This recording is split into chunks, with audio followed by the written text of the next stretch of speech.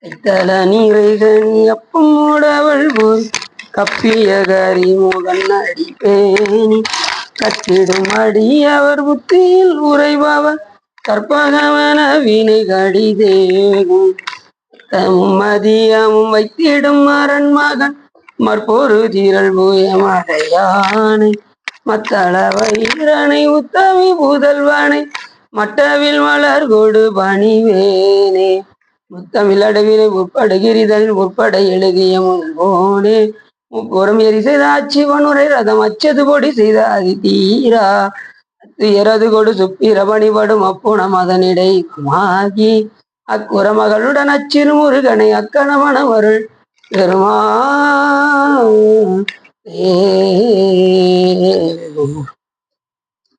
எந்தாயும் எனக்கருள் தந்தையும் நீ சிந்தாகுலமானவை ஈத்தனையாள் கந்தா கதிர்வேலவனே உமையாள் மைந்தா குமரா மறைநாயகனே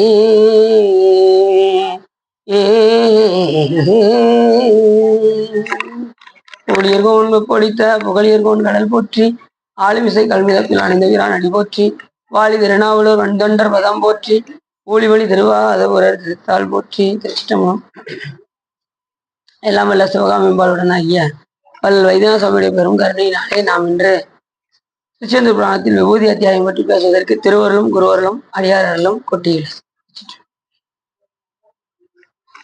நாம் எப்பொழுதும் ஒரு பாடலை சிந்தித்து விட்டுதான் சொல்லுவோம். அதன் அடிப்படையில் இன்று கிளைத்து புறப்பட்ட சூர் மாறுபுடன் கிரி ஊடுருவ தொலைத்து புறப்பட்ட வேல் கந்தனை துறந்தோர் உள்ளத்தை வளைத்து பிடித்து பதைக்க பதைக்க வதைக்கும் கண்ணார்க்கு இழைத்து தவிக்கின்ற என்னை என்னால் வந்து இரட்சிப்பையே என்று அற்புதமாக நமது அருணாத பெருமான் கூறுகின்றார். கந்தர் அலங்காரத்தில் ஒவ்வொரு அலங்காரமாக செய்கின்றார் அருணாத பெருமான். முருகப்பெருமானை எப்படியெல்லாம் அலங்காரம் செய்யலாம்? இப்ப புறத்துல நம்ம முருகப்பெருமானை அலங்காரம் செய்யணும்னா என்ன செய்வோம்? வேலை வைத்து சாமிக்கு தலைப்பாலாம் கட்டி பலவிதமான ஆடைகள் எல்லாம் உடுத்தி, சில கோயிலெல்லாம் பார்த்தீங்கன்னா அப்படியே இந்த சுத்தி சாமிக்கு அப்படி இந்த கையில இருந்து அப்படி கீழே அப்படி இந்த ராஜா மாதிரி இப்படி தொங்க போடுற மாதிரி போட்டிருப்பாங்க. இந்த மாதிரிலாம் செஞ்சு அழகு பார்ப்பாங்க. ஆனா அருணாத பெருமான் கொஞ்சம் வித்தியாசம் என்ன பண்ணாரு, பாடல்லே அலங்காரம் பண்ணுவோம் அப்படின்ட்டு பாடல்லே முருகப்பெருமானை அலங்காரம் செய்தார். அப்படி முதல்ல சொல்றாரு, கிளைத்து புறப்பட்ட சூர் மாறுவுடன் கிரி ஊடுருவ தொலைத்து புறப்பட்ட வேல் கந்தனே என்று அந்த வேலை வைத்திருக்கக்கூடிய சூர் மார்பனாக விளங்கக்கூடிய சூரபத்மனை இரண்டாக பிளந்து ஒருபுறம் சேவலாகவும் ஒருபுறம் மயிலாகவும் ஆக்கிய அந்த வேலை வைத்திருக்கக்கூடிய பெருமானே முருகா என்று முதல்ல இந்த இடத்துல சொல்றார். அந்த வேலாயுதம் எப்படிப்பட்டதுன்னு ஏற்கனவே நம்ம பல முறை சொல்லியிருக்கோம். அப்பேற்பட்ட புகழுடையது வேல். வேல் இல்லாமல் முருகப்பெருமான வழிபாடு செய்யக்கூடாது. எந்த ஒரு இது இருந்தாலும் வேலை வைத்து தான், வெறும் முருகரை வச்சு வழிபாடு பண்ணக்கூடாது. வெறும் வேலை வச்சு வழிபாடு பண்ணிடலாம், முருகரை மட்டும் வச்சு வழிபாடு பண்ண. அது மாதிரி ரெண்டு சக்தியும் வச்சு வழிபாடு, சக்தி இல்லாட்டினாலும் கூட முருகப்பெருமான கையில வேலை வச்சு வழிபாடு பண்ணுவாங்க. ஆனா வேல் இல்லாமல் எந்த நிலையிலும் முருகப்பெருமானை வழிபாடு செய்யக்கூடாது. அப்பேற்பட்டது வேலு. அது எதை குறிக்கும் என்றால் ஞானத்தை குறிக்கும். எல்லா உயிர்களுக்கும் இப்ப என்ன தேவை? ஞானம் தேவை. ஞானம் இல்லாம மோட்சம் அடைய முடியாது. ஞானத்தை கொடுத்தால் அன்றி மோட்சம் கூட. அப்படி அது கிளைத்து புறப்பட்டது. சூரனுடைய மார்பை இரண்டாக பிளந்தது. அது ஒரு புறம் இரு கூறாக ஆகியது. அது கடல்ல போய் ஒளிஞ்சான், மாமரமாக ஆகினான். அந்த வேளானது என்ன சொல்றோமோ அதை போய் செஞ்சுட்டு வந்து முருகப்பெருமான் கையில வந்து நிற்கும். அதே போல தாராசுரனை வதம் செய்யும் போதும் அப்படிதான். அவன் எல்லாரையும் மாயையிலையும் மயக்கி வைத்திருந்தான். அப்பொழுது வேலாயுதம் போய் சென்று அத்தனை விதைகளையும் எழுப்பி தாராசுரனை அழித்து முருகப்பெருமான் கையில் வந்து சேர்ந்தது. அதே போல இப்ப சூரபத்மனையும் அப்படிதான். அந்த வேலாயுதத்தினால அதுலேயும் பார்த்தீங்கன்னா சிங்கமாசரம் மட்டும் கொஞ்சம் விவரமானவன். முருகர்ல சிங்கமாசரம் முருகப்பெருமானுடைய அவருடைய பேராற்றல் அவருக்கு தெரியும். அவர் கொஞ்சம் நல்லவன் தான். அண்ணனுக்கு எவ்வளவோ சொல்லி பார்த்தும் சூரபத்மன் கேட்கல. சண்டை போடும்போது முருகப்பெருமான்கிட்ட சொன்னான், அந்த வேலாயுதத்தை வச்சுதானே எல்லாரையும் நீ சண்டை போடுற, அந்த வேலாயுதத்தை வச்சுட்டு என் கூட சண்டைக்கு வா அப்படின்னு சொன்னான். யாரு? இது சிங்கமாஸ். அப்ப சாமி அப்போ ஒரு ஆயுதத்தை எடுத்தாரு. அது என்ன ஆயுதம்னா குளிச ஆயுதம்னு பேரு. அந்த ஆயுதம் நீங்க முருகப்பெருமானுடைய அந்த திருச்செந்தூர்ல இருக்கக்கூடிய படத்துல பார்த்துருப்பீங்க. ஏன்னா மற்ற ஒரு இது எப்படி இந்த இப்படி கூர்மை எப்படி வரும் அந்த ஆயுதம் வந்து கையில சாமி வச்சிருப்பாரு, எப்படி இப்படி கையில வச்சிருப்பாரு. அந்த குளிசாயத்தை வைத்து சிங்கமாசரனை வதம் செய்தார். 3 பேருமே வதம் செஞ்சு என்ன பண்ணாரு, ஒரு ஆளை சிங்கமாசரனை அம்பாளுக்கு வாகனமாக ஆக்கினார். தாராசுரனை ஐயனாருக்கு வாகனமாக ஆக்கினார். சூரபத்மனை வதம் செய்து தனக்கு சேவலும் மயிலுமாக வாகனமாக ஆக்கி கொண்டார். இதெல்லாம் இறைவனுடைய கருணை. மற்ற எல்லா சாமியும் என்ன பண்ணுவாங்க, அந்த அசுரனை அழிப்பார்கள். ஆனா முருகப்பெருமானோ சாமியோ எந்த அசுரர்களையும் அழித்ததாக சரித்திரமே இல்லை. அவர்கள்லாம் திருந்தும் பொருட்டு அருள் செய்யத்தான் செய்வாரே தவிர எந்த ஆன்மாக்களையும் அழிக்க வேண்டும் என்பது இறைவனுடைய நோக்கம் அல்ல. இப்ப சாதாரண உலகத்திலே இப்ப ஜெயிலில் வச்சுட்டாங்கன்னு வச்சுக்கோங்களேன், எவ்வளவு கருணை செய்யறாங்க. காந்தி ஜெயந்தி போன்ற முக்கியமான நாள்கள்லாம் என்ன பண்ணுவாங்க, விடுதலை பண்றதுக்கு முடிஞ்ச அளவுக்கு முயற்சி பண்ணுவாங்க. நல்ல உள்ள வேலை பார்த்து நல்ல பேர் வாங்கியிருந்தாங்கன்னு வச்சுக்கோங்களேன், வெளியில ஏதோ சூழ்நிலை காரணமா வெட்டிட்டோ ஒரு தனிச்சு வெட்டிட்டோ இல்லை ஏதோ ஒரு காரணமா ஜெயிலுக்குள்ள வந்துட்டான் அப்படின்னா அவனுடைய நன்னடத்தையை பார்த்து அவனுக்கு விடுதலை தருவார்கள். ஏதாவது ஒரு புண்ணிய காலம், அதாவது காந்தி ஜெயந்தி, சுதந்திர தினம், இல்லைன்னா குடியரசு தினம், இந்த மாதிரி நாளில் அவங்களுக்கு விடுதலை கொடுப்பாங்க. சாதாரண கவர்மெண்ட்டுக்கு இவ்வளோ கருணை இருந்ததுன்னா எல்லா உயிரையும் இயக்குகின்ற இறைவனுக்கு எவ்வளோ கருணை இருக்கும். ஏன்னா கருணையே வடிவானவர். அப்படி கருணையை வடிவாகிய முருகப்பெருமான் அருள் செய்த விதம்தான் இந்த சூரபத்மனை 2ஆக பிளந்து வேலும் மயிலுமாக சேவலும் மயிலுமாக ஆக்கி, அப்படி புறப்பட்டு வேல் வைத்திருக்கக்கூடிய கந்தனே, நீ எப்படிப்பட்டவன் என்றால் துறந்தோர் உள்ளத்து வளைத்து பிடித்தவன். துறந்தோர் உள்ளத்தை, ஏன்னா இறைவன் வந்து காத்துக்கிட்டு இருக்காரு, எப்படா இந்த உயிர் பக்குவம் அடையும், உடனே அதை ஆட்கொள்வதற்கு வலை வீசுகிறதுக்கு ரெடியா இருக்காரு. இது பக்குவம் அடைஞ்சிச்சு, வலையை போட்டு தூக்கிடுவார். நம்ம பக்குவம் அடையணும். பக்குவமுடைய ஆன்மா எப்போ வரும்னு காத்துக்கிட்டு இருப்பாரு. நீங்க பணி செய்ய ஆரம்பிச்சிட்டாலே உங்களுக்கு இறைவனுடைய அருள் கிடைத்து விட்டது. அதுலேயும் தீட்சை எடுத்துட்டீங்கன்னா இறைவன் பக்கத்துல ரொம்ப நெருங்கிட்டீங்கன்னு அர்த்தம். தீட்சை எடுக்காதவங்களுக்கு சாமி கொஞ்சம் வலையை வச்சுக்கிட்டு இருக்காரு, ரெடியா வச்சுக்கிட்டு இருக்காரு, தூக்குறதுக்கு ரெடியா இருக்காரு. கொஞ்சம் பரிவுக்கம் ஆயிடுச்சு நான் தூக்கிடுவார். குருவா வந்துடுவார் சாமி. குருவாய் வருவாய் அருள்வாய் குகனே. யார் குருவா வருவா? முருகப்பெருமான் தான் வருவார் குருவா. வேற எந்த சாமியும் வராது, முருகப்பெருமான் தான் குருவா வருவார். அப்போ முருகப்பெருமானுடைய அருள் கிடைக்க வேண்டும் என்றால் காலகாலத்தில் நம்ம என்ன செய்யணும்? குருவருள் பெற வேண்டும். பக்குவம் ஆன்மாவே முருகப்பெருமான் தான் செலெக்ஷன் பண்ணுவார். நமக்கு கேட்பாஸ் கொடுக்கறதே யாரு? முருகப்பெருமான். அப்ப அந்த தகுதியை நாம் வளர்த்து கொள்ள வேண்டும். அடியார்களோடு இணங்க வேண்டும், வழிபாடு செய்ய வேண்டும், இடையராது வழிபாடு செய்ய வேண்டும். வழிபாடு செய்து கொண்டே இருந்தால் அந்த இதை அறிந்து முருகப்பெருமான் என்ன செய்வாரு? குருவாக வந்து, நீ வேறனாதிருக்க நான் வேறு எனாதிருக்க நேராக வாழ்வதற்கும் அருள் கூற நீடார் சடாதரத்தின் மீதே பராபரத்தை நீ காஞ்சனாவனை சொல் அருள்வாயே சேவேரும் ஈச சுற்ற மாஞான போத புத்தி சீராகவேயுரைத்த குருநாதா. எப்படி வர்றாரு அருணைநாத பெருமான்? சீராகவே உரைத்த குருநாதர். அப்படி குருநாதர் உபதேசம் பண்ணியாச்சுன்னா உங்களுக்கு என்ன ஆயிரும்? இறைவனுடைய நேரடி தொடர்பு வந்துடும். நீ வேறனாது இருக்க நான் வேறு எனாது இருக்க நேராக வாழ்வதற்கு ஒன்னு அருள் கூற. உங்களுக்கு மந்திரம் கையில கிடைச்சிடும். மந்திரம் கிடைச்சிருச்சுன்னா போதும். இப்ப உதாரணத்துக்கு சொல்றேனே, இந்த ஒரு வீட்டுக்கு வெளியில வந்து கிணறு வச்சிருப்பாங்க. எல்லா வீட்லயும் முன்னாடிலாம் வந்து பாத்தீங்கன்னா கிணறு வச்சிருப்பாங்க, பார்த்துருக்கீங்களா? அந்த கிணறு வந்து எப்படி இருக்குன்னா அதல பாதாளமா இருக்கும். அதுல வந்து படி கூட இருக்காது. அந்த இதை வச்சுதான் இறப்பாங்க, அந்த வாளியை வச்சு இறப்பாங்க. சில பேர் என்ன செய்வாங்கன்னா அந்த காலத்துல செம்பை வச்சே உள்ள இறக்குவாங்க. செம்போ இல்ல பித்தளை செம்போ ஏதோ ஒண்ணு உள்ள வச்சு இறக்கி அந்த தண்ணி எடுப்பாங்க.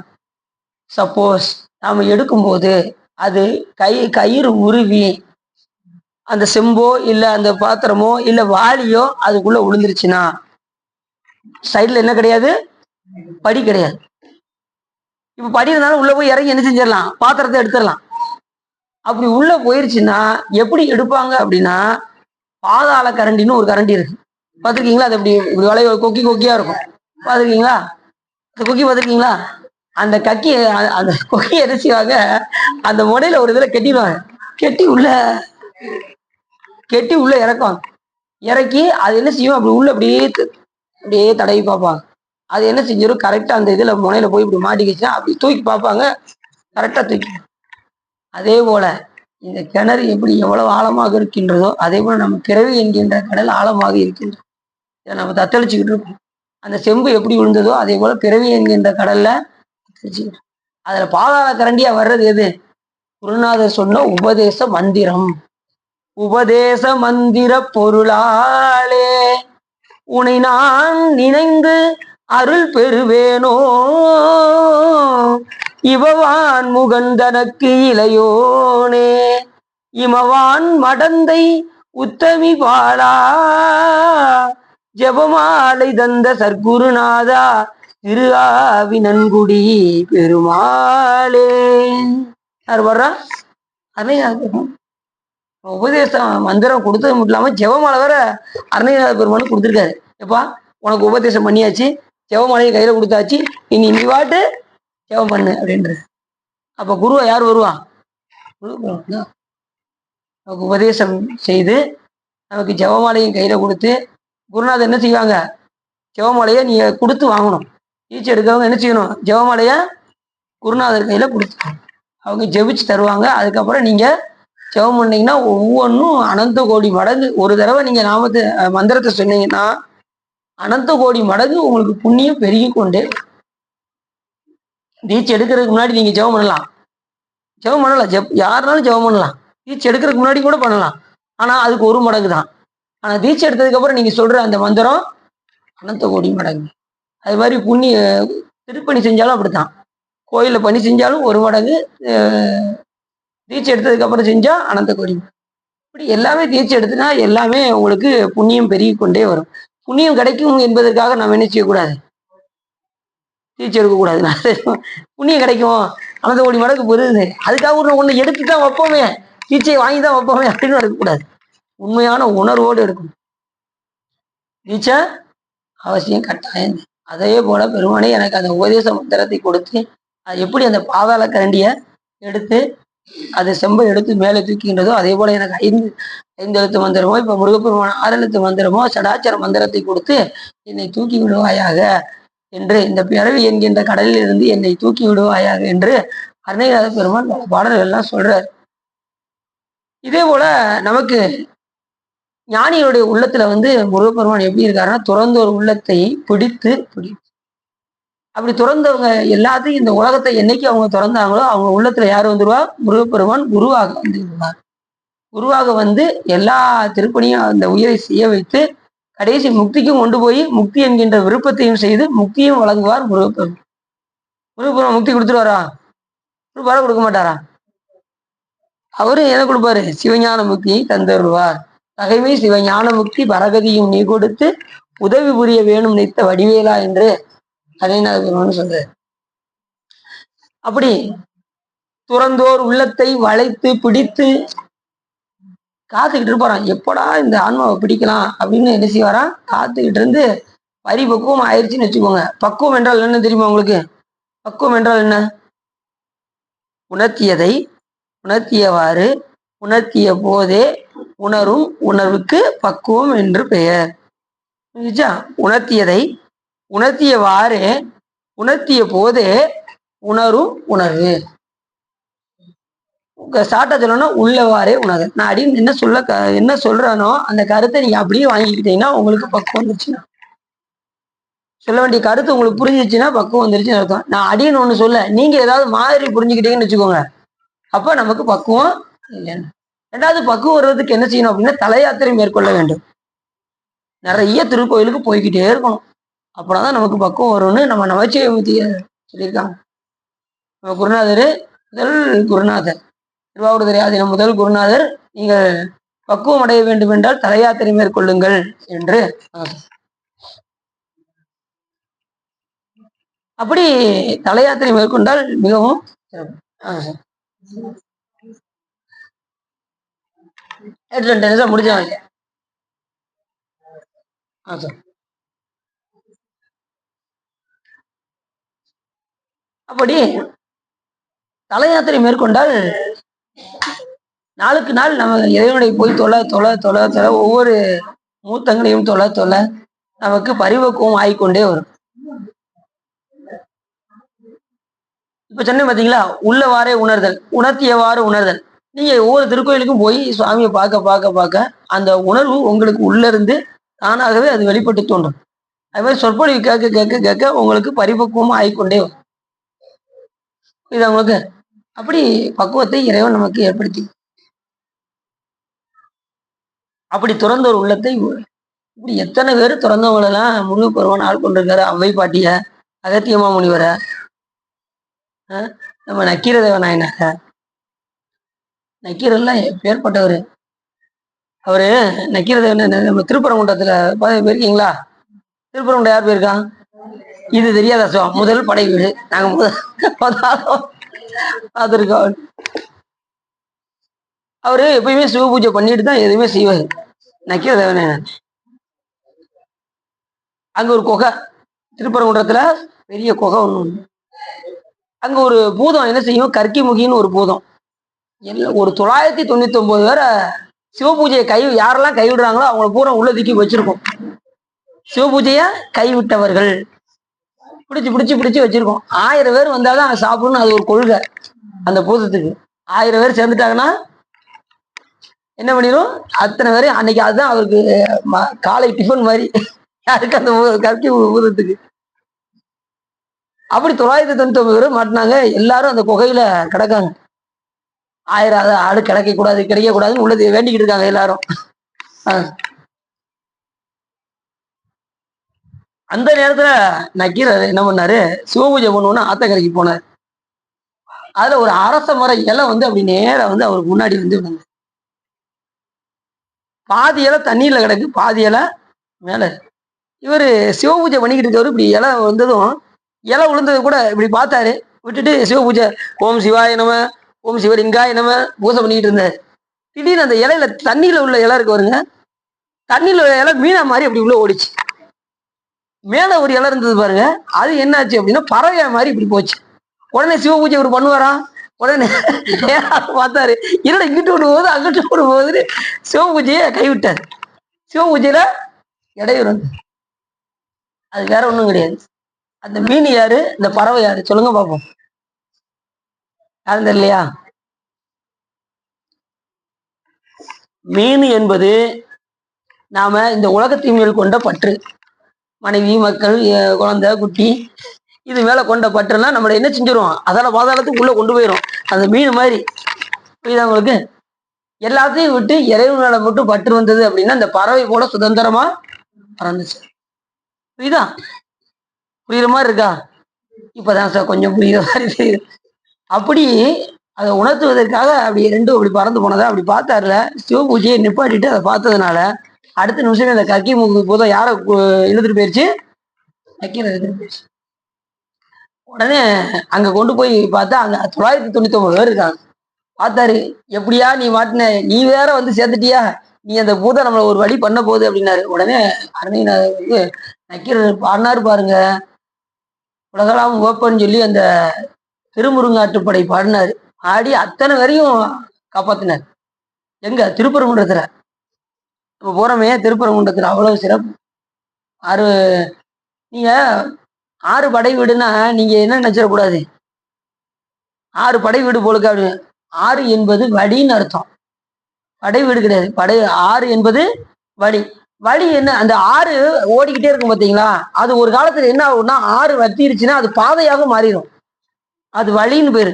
6 ஆற்றுப்படுத்துதல் முருகப்பெருமானை. இப்படி இப்ப நம்ம வழி என்ன வழி அப்படின்னா, முருகப்பெருமானை போய் நீங்க வழிபாடு செய்யணும்னா, எப்பா நீ போய் திருப்பரங்குன்றத்துல போய் வழிபாடு செய்ய, உனக்கு எல்லாம் முருகப்பெருமான் தந்தருள்வார். அங்கேயும் இல்லையா, திருச்செந்தூருக்கு போ, அங்க எங்க முருகப்பெருமானை போய் நீ வழிபாடு செய், அவருக்கு எல்லாம் தருவார். அது இல்லையா, ஆயினன்குடி போ, அங்க இல்லையா சுவாமி மலைக்கு போ, அங்க இல்லையா இது குன்றுதோறும் எல்லா இடத்துலையும் போய் பாரு, எல்லா இடத்துலையும் இங்க முருகப்பெருமான் தந்தருவார். இல்ல சோலைகள் எல்லாம் போய் பாரு, பழமுதிர் சோலையில அங்க இருப்பார். இப்படி எல்லா இடங்களையும் 6 படை வீடுகளிலும் எங்கள் பெருமான் தந்தருவார். அதெல்லாம் வழின்னு அர்த்தம்.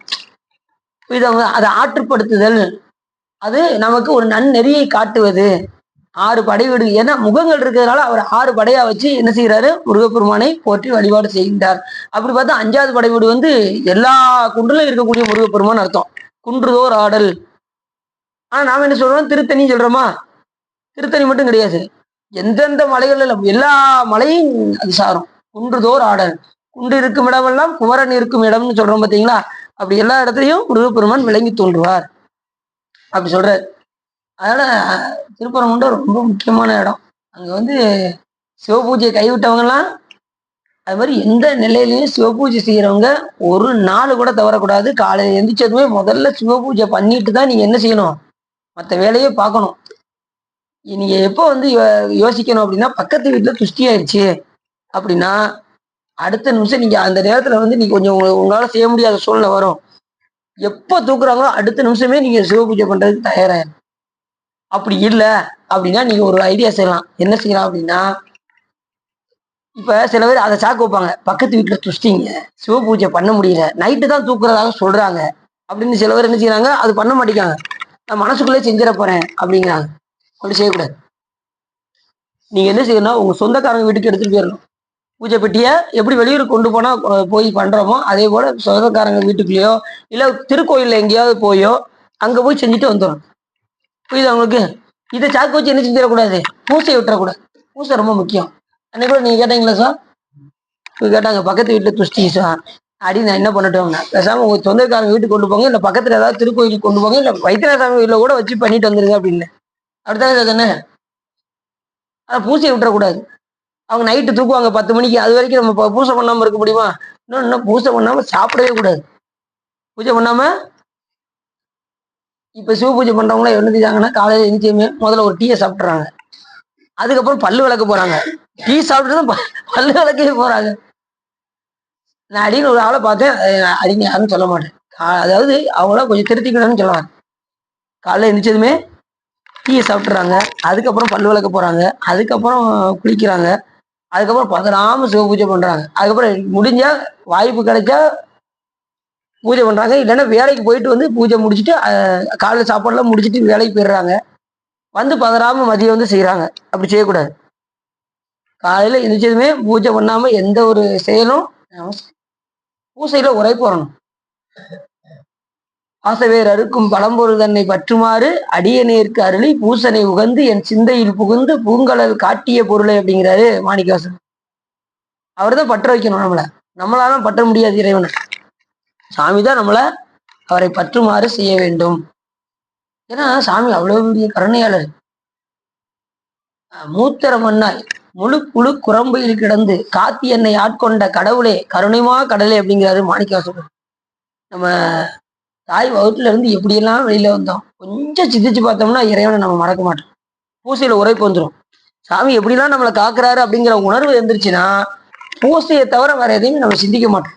இது அவங்களுக்கு அப்படி சாமி நம்மளை ஒவ்வொரு நிலையிலையும் நம்மளை காக்குற. காத்தி என்னை ஆட்கொண்ட கடவுளே கருணைமா கடலே அப்படிங்கிறார். இப்போ ஒவ்வொரு நிலையிலும் சாமியுடைய அந்த கருணையை நாம் வியந்து வியந்து நாம் பார்க்க வேண்டும். அப்படிதான் எல்லாரும் சொல்றாங்க. சரி, அப்படி துறந்தோர் உள்ளத்தை வளைத்து பிடித்து பதைக்க பதைக்க வதைக்கும் கண்ணார்க்கு இழைத்து தவிக்கின்ற என்னை என்னால் வந்து இரட்சிப்பையோ என்று அருணைநாத பெருமான் கேட்கிறார். சாமி நான் எப்படின்னா, பெண்கள் பாலையே என்னுடைய கண்ணு கூட அங்கதான் சாமி போகுது அப்படிங்க. எத்தனையோ ஒரு துறந்த ஒரு உள்ளத்துல அவங்கள வளைச்சு பிடிக்கிறதுக்கு நீ தயாரா இருக்க, ஏன் எண்ணம்ல அங்க போக மாட்டேங்கி, என் கண்ணெல்லாம் எங்க போகுது, பெண்கள் பால் சிரிக்கின்றது, கண்ணாக்கு இழைத்து தவிக்கின்ற என்னை என்னால் ரட்சிப்பையோ. நான் வந்து என்ன செஞ்சிருக்கேன், கீழான நிலையில் நான் போய்கிட்டு இருக்கேன். அதுல இருந்து நீ மீட்பதற்கு ஒரே வழி உன்னுடைய திருவடியை தவிர வேற உண்டு. என்னை எவ்வாறு நீ ரட்சிப்பாய், ரட்சிக்கிறங்கிற சொல்லு அருணைநாத பெருமான் தான் சொல்றாரு, எல்லா அருளாளர்களுமே சொல்றாங்க. ஆனா மற்ற மதத்துல என்ன செய்யறாங்க, அதை நம்ம இதை எடுத்துக்கிட்டு உங்களை ரட்சித்து வருவார் அப்படின்னா, ரட்சித்தல் எங்க வருது, இங்கேயும் வச்சு அரைநாள் சொல்றாரு, முக்தி தரு பக்தி திருநகை அத்திக்கிரை சக்தி சரவணம் முக்திக்கு ஒரு வித்து கூறுவரன் என ஓதும் முக்கட்பார மட்கிச் சுருதியின் முற்பட்டது கற்பித்திருவர் 33 வர்க்கத்து அமரரும் அடிபேன 10 தலை தத்த கடைதொடு ஒற்றைக்கிரி மத்தை பொருது ஒரு பட்டப்பகல் வட்டத்திகிரியின் இரவாக பத்தற்கிற தத்தை கடவிய பச்சை புயல் மெச்சத்தகுபோல் பஷ்யத்தோடு ரச்சித்து அருள்வதும் ஒரு நாளே. ரச்சித்தல் எங்க வருது? இதை எல்லாரும் எடுத்துக்கிட்டாங்க. அது மாதிரி அருள் இப்படி எல்லாமே நம்ம சமயத்துல இருந்துதான் எல்லாருமே எல்லா வார்த்தையும் எடுத்துக்கிறாங்க. ஆனா நாம என்ன செஞ்சிடறோம்? அதை விட்டுட்டு மத்த இதை கடைபிடிச்சிட்டு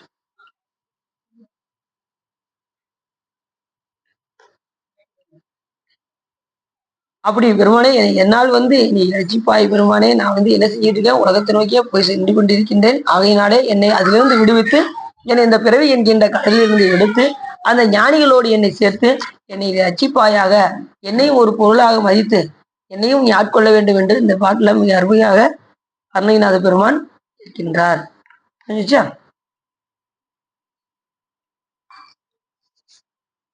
அப்படின்னு கூட நினைச்சேன். விபூதி அத்தியாயம் வருது. அப்ப விபூதியை பத்தி நிறைய சொல்ல போறாங்கன்னு பார்த்தா அது கிடையாது. விபூதினா பூதினா செல்வம், விபூதினா மேலான செல்வம், ஈடு இணை இல்லாத செல்வம். ஈடு இணை இல்லாத செல்வம் யாருன்னா முருகப்பெருமான். விபூதி அப்படின்னா அவருடைய திருமேனி அப்படி விளங்குகின்றது. இப்ப சாமியுடைய திருமேனியை பத்தி தான் இன்னைக்கு முழுக்க முழுக்க சொல்ல போறேன். மறைகள் அனைத்தையும் ஒருமை மனத்துடன் ஓதி உணர்ந்துள்ள சுகன் என்னும் தவத்தினனே, ஓதும் உரைகளை உணர்ந்து தியானத்தில் அழுந்து உனக்கு யாம் இனி சொல்ல புகுவது தகுதியுடைய வேத ரகசியமாகும். இப்ப யாரு சொல்றா? வியாச முனிவர் சுகமுனிவருக்கு தவத்தில் இருக்கக்கூடிய சுகமுனிவனே, நான் உனக்கு கூறுகின்றேன், நீ அதை சொற்களால் நீ அனுபவித்து உள்ளங்கை நெல்லிக்கனி போல் நீ அனுபவத்துக்கு கொண்டு வர வேண்டும் முருகப்பெருமானை அப்படின்னு சொல்லி அவருடைய அருள் ஆடலை நான் அறிவிக்கின்றேன். அருள் ஆடல் தான் என்னது? விபூதியின் பேரு. முருகப்பெருமானுடைய அருள் ஆடல், அருள் திருமேனி. அந்த திருமேனி எப்படி விளங்குகின்றது? அதே மாதிரி பாத்தீங்கன்னா, இப்ப விபூதினா என்ன அர்த்தம் சார்? விபூதினா மேலான செல்வம், ஈடு இணை இல்லாத செல்வம். ஓகே. ஆனா நமக்கு என்ன சொல்லுது அப்படின்னா, திருநீர் எப்படின்னா பறையின் வடிவம் அப்படின்னு தலைப்பு கொடுத்துருப்பாங்க. நீங்க திருநீற்றினுடைய பதியத்தை எடுத்து பாத்தீங்கன்னா, பறையின் வடிவம்னா அருள், சிவபெருமானுடைய திருவருள் தான் நமக்கு விபூதியாக வருகின்றது, திருநீராக வருகின்றது. அப்ப முருகப்பெருமானுடைய சக்தி அப்படி விளங்குகின்றது என்று சொல்வதுதான் விபூதி அத்தியாயம் பேரு. சாமியுடைய திருமேனி அருள் திருமேனியாக விளங்குகின்றது, அவருடைய அருள் திருவிளையாடலை பற்றி விளக்குகின்றேன் அப்படின்னு சொல்லி அக்கிரம சூரபத்மன் ஆட்சி அழியவும் வேதங்களும் அறங்களும் விண்ணில் குடியேறி விளங்கவும் ஆற்றலை புலனாக்கும் எடுப்பான வேல்படையை ஏந்தி மோதிய போர்த்தொழிலை முடித்து மான் வயிற்றில் உதித்த ஏர்மொழியான வள்ளியம்மை திருமணம் செய்து அமரர்கள் கொடை சூழ அணுக்க தொண்டர்களான திரிசுதந்தர்களோடு முருகப்பெருமான் திருச்செந்தூரில் அங்கே எழுந்து அருளினார். எந்தது முடிஞ்சதுக்கு அப்புறம் சூரபத்மனை வதம் செஞ்சதுக்கு அப்புறம் வெற்றி வாகை சூடி திருச்செந்தூருக்கு போர் படையோடு யார் வரா? முருகப்பெருமான் வர்றார். உண்மையிலே போர் நடந்த இடம் யாருக்கு தெரியுமா? திருச்செந்தூர் போர் நடந்த இடம் கிடையாது, கதிர்காமம் தான் போர் நடந்த இடம் இலங்கையில. அதுலயும் வீர மகேந்திரபுரத்துலதான் அதிகமா நடந்தது. இப்ப அந்த வீர மகேந்திரபுரம் எங்க இருக்குன்னு தெரியுமா உங்களுக்கு? கடலுக்குள்ள இருக்கு வீர மகேந்திரபுரம். அதை நான் ஒரு தடவையாவது பார்க்கணுங்க அப்படின்னா நீங்க போட்ல போய் நீங்க நடு கடல்ல போய் பார்க்கலாம் வீர மகேந்திரபுரத்தை. அதை ஒரு ஆள் போய் பார்த்துட்டு வந்திருக்காங்க. அந்த வீர மகேந்திரபுரம் உள்ள இருக்கான்னு சொல்லி உடலை ஆராய்ச்சி பண்ண போறேன்னு சொல்லி கடல்ல போய் பார்த்தா உள்ள அந்த நகரம் உள்ள இருக்கிறது கண்டு அறிஞ்சிருக்காங்க. அறிஞ்சு நூல்ல எழுதியிருக்காங்க, உள்ள ஒரு நகரம் உள்ள இருக்கு அப்படின்னு அறிஞ்சிருக்காங்க. அப்ப நம்ம வரலாறு சொன்னது பொய்க்குமா? யோசிச்சு பாருங்க. ஒரு நகரம் உள்ள இருக்கு அப்படின்னா பொய்க்கவே பொய்க்காது, வரலாறு கரெக்டா செய்யும். அப்படி அந்த வீர மகேந்திரபுரம் உள்ள இருக்கு. ஆனா வெற்றி வாகை சூடியதுதான் திருச்செந்தூர். திருச்செந்தூருக்கு மாதிரி ஒரு தலம் கிடையாது இது உங்களுக்கு. அது மாதிரி சிதம்பரம் மாதிரி ஒரு தலம் கிடையாது. சக்திக்கு அதாவது சத்து சித்து ஆனந்தம் சொல்றோம்ல, சத்து சிவம், சித்து உமையம்மை, ஆனந்தம். சத்துக்கு உதாரணமா சொல்லக்கூடிய தலம் சிதம்பரம், சித்துக்கு உதாரணமாக சொல்லக்கூடிய இடம் மதுரை, ஆனந்த முருகப்பெருமானுக்கு உதாரணமாக சொல்லக்கூடிய இடம் திருச்செந்தூர். திருச்செந்தூர் மாதிரி ஒரு கோயிலை நீங்க பார்க்க முடியாது. அவ்வளவு அருமையான தலம், எங்கேயுமே இல்லாத ஒரு அற்புதமான தலம் திருச்செந்தூர். அங்க மாதிரி மன அமைதி வேணுமா, நேரம் நீங்க திருச்செந்தூர் போனீங்கன்னு வச்சுக்கோங்க, உங்க மன அமைதியெல்லாம் உண்டாயிரு. எவ்வளவு பெரிய கவலையில போய் நீங்க அங்க போய் உட்காந்துட்டு வந்துருங்க, உங்க கவலையெல்லாம் போயிடும். எனக்கு ரொம்ப மன உளைச்சலா இருக்குங்க, நீங்க நேரா முருகப்பெருமான்கிட்ட போயிருங்க. திருச்செந்தூருக்கு போயிட்டீங்கன்னு வச்சுக்கோங்க, உங்க மன உளைச்சல்லாம் போயிடும். நான் உணர்ந்திருக்கேன், அதனால சொல்றேன். முன்னாடிலாம் பாத்தீங்கன்னா, அது மாதிரி முன்னாடிலாம் பரீட்சையில பாஸ் பண்றதுக்காகவே திருச்செந்தூருக்கு போவேன். முருகா முருகா முருகா முருகா, எப்படியாவது பாஸ் பண்ணிடணும் முருகா அப்படின்ட்டு போய் கடற்கரையில உட்காந்து கொஞ்சம் அப்படியே கடலை பார்த்துக்கிட்டே இருப்பேன். இங்கிட்டு முருகப்பெருமான், இங்கிட்டு திருக்கோபுரத்தை பாக்குறது, இங்கிட்டு கடலை பாக்குறது. நான் வந்து நல்லா எழுத நல்லா தெரிஞ்சு போச்சு, இருந்தாலும் நீ காப்பாத்திரு, எப்படியாவது பாஸ் பண்ண வச்சிரு அப்படிங்கிறது. வந்து பார்த்தா கரெக்டா பாஸ் அப்படின்றாங்க. ரொம்ப சந்தோஷமா இருக்கு. ஏன்னா அது மாதிரி அதே மாதிரி படிப்பு மட்டும் கிடையாது, நீங்க வாழ்க்கையில நீங்க எந்த ஒரு நிகழ்ச்சி வந்தாலும், நீங்க எந்த ஒரு கவலை வந்தாலும், நீங்க திருச்செந்தூருக்கு போயிட்டீங்கன்னா, அங்க இருக்கக்கூடிய அந்த கடலுடைய அலைகளை பார்த்து முருகப்பெருமானை தரிசனம் செய்தீர்கள் என்று சொன்னால் உங்களுக்கு என்ன வராது, துன்பமே வராது. இப்ப நெருப்பு வந்து இது குளிர் வந்துச்சுன்னு வச்சுக்கோங்க, எதை தேடி ஓடணும், நெருப்பை தேடி ஓடணும். குளிர் வந்தா நெருப்பை தேடி ஓடணும். அது மாதிரி துன்பம் வந்துச்சுன்னா யாரை நோக்கி ஓடணும், இறைவனை நோக்கி ஓடணும். அது மாதிரி சரி, இருள் இருந்துச்சுன்னா எதை தேடி ஓடணும், வெளிச்சத்தை தேடி, விளக்க தேடி. அதே போல நமக்கு துன்பம் வந்ததுன்னா யாரை நோக்கி ஓடணும், இறைவனை நோக்கி ஓடணும். இறைவனை நெருங்க நெருங்க நெருங்க நம்ம கிட்ட இருக்கக்கூடிய துன்பம் விலகும். குளிர் ரொம்ப தாங்க முடியல, நீ எதை நோக்கி போவீங்க, நெருப்பை நோக்கி பக்கத்துல நெருங்க நெருங்க எப்படி விலகுகின்றதோ அதே போல இறைவனை நெருங்க நெருங்க நம்மளிடம் உள்ள துன்பமானது விலகி ஓடிவிடும். சரி, அப்படி முருகப்பெருமான் அங்கே விளங்கி தோன்றினார். பெருங்கருணையுடைய குகப்பெருமான் செருக்கு மிகுந்த சேனைகளுடன் மங்களம் பயிலும் மண்டப நடுவில் பின்னரும் பலகாலம் பெருமையுடன் அடியவருக்கு உதவும் இன்ப கோலத்தில் எழுந்தருளி பல நாட்களில் ஒரு நாள் வீரம் விளங்க போரிடும் வீரவாகு தேவர் அங்கு வந்து திருவடி கமலங்களை பணிந்து தூய அன்புடன் துதித்தார். முருகப்பெருமான வீரவாகு தேவர் வந்து அவரை துதித்தார். வீரவாகு தேவர் யாரும் தெரியுமா உங்களுக்கு, யார் சொல்லுங்க, முருகப்பெருமானுடைய படை வீரரா? சரி, முதல் படை வீரர். அவர் எப்படி வந்தாரு, சிவபெருமான் வந்து கைலாயமலையில இருக்கும்போது அப்ப சாமி இதுல இருந்து நெருப்பு பொறி 6 பொறிகளாக சென்றது. சாமி நெற்றிக்கண்ணை திறந்தால் 6 பொறிகளாக சென்றது. அது அந்த நெருப்பு பொறிய வாயு பகவானிடம் கொடுக்க, வாயு அக்னியிடம் கொடுக்க, அக்னி கங்கையிடம் கொண்டு வந்து சேர்க்க, கங்கையை கொண்டு வந்து சரவண பொய்யில் கொண்டு வந்து சேர்த்தது. இது ஒரு பக்கம் இருக்க, அந்த நேரத்துல அம்பாலே 5 நடுங்கினார்களாம். இந்த மாதிரி நெருப்பு பிளம்பு சாமியுடைய நெற்றிக்கண்ணில இருந்து வந்ததும் அம்பாள் அப்படி பயந்து நடுங்குவது போல. அம்பாள் நடுங்குவாங்களா? ஒரு உதாரணத்துக்கு எதுக்காகன்னா, இந்த நவ வீரர்கள் தோன்றுவதற்காக அம்பாள் என்ன செஞ்சாங்க, 5 நடுங்கினார்கள். அப்படி 5 நடுங்கும் போது அவங்க கால் சிலம்பில் இருந்து நவ மணிகள் அப்படி தெரித்து, நவ மணிகள் அப்படி தெரித்ததும் உடனே சிவபெருமான் அந்த நவமணிகள் அப்படி பார்த்தாரு. பார்த்ததுமே அது நவமணிகள்ல 9 பேர் பெண்மணிகள் தோன்றினார்கள்.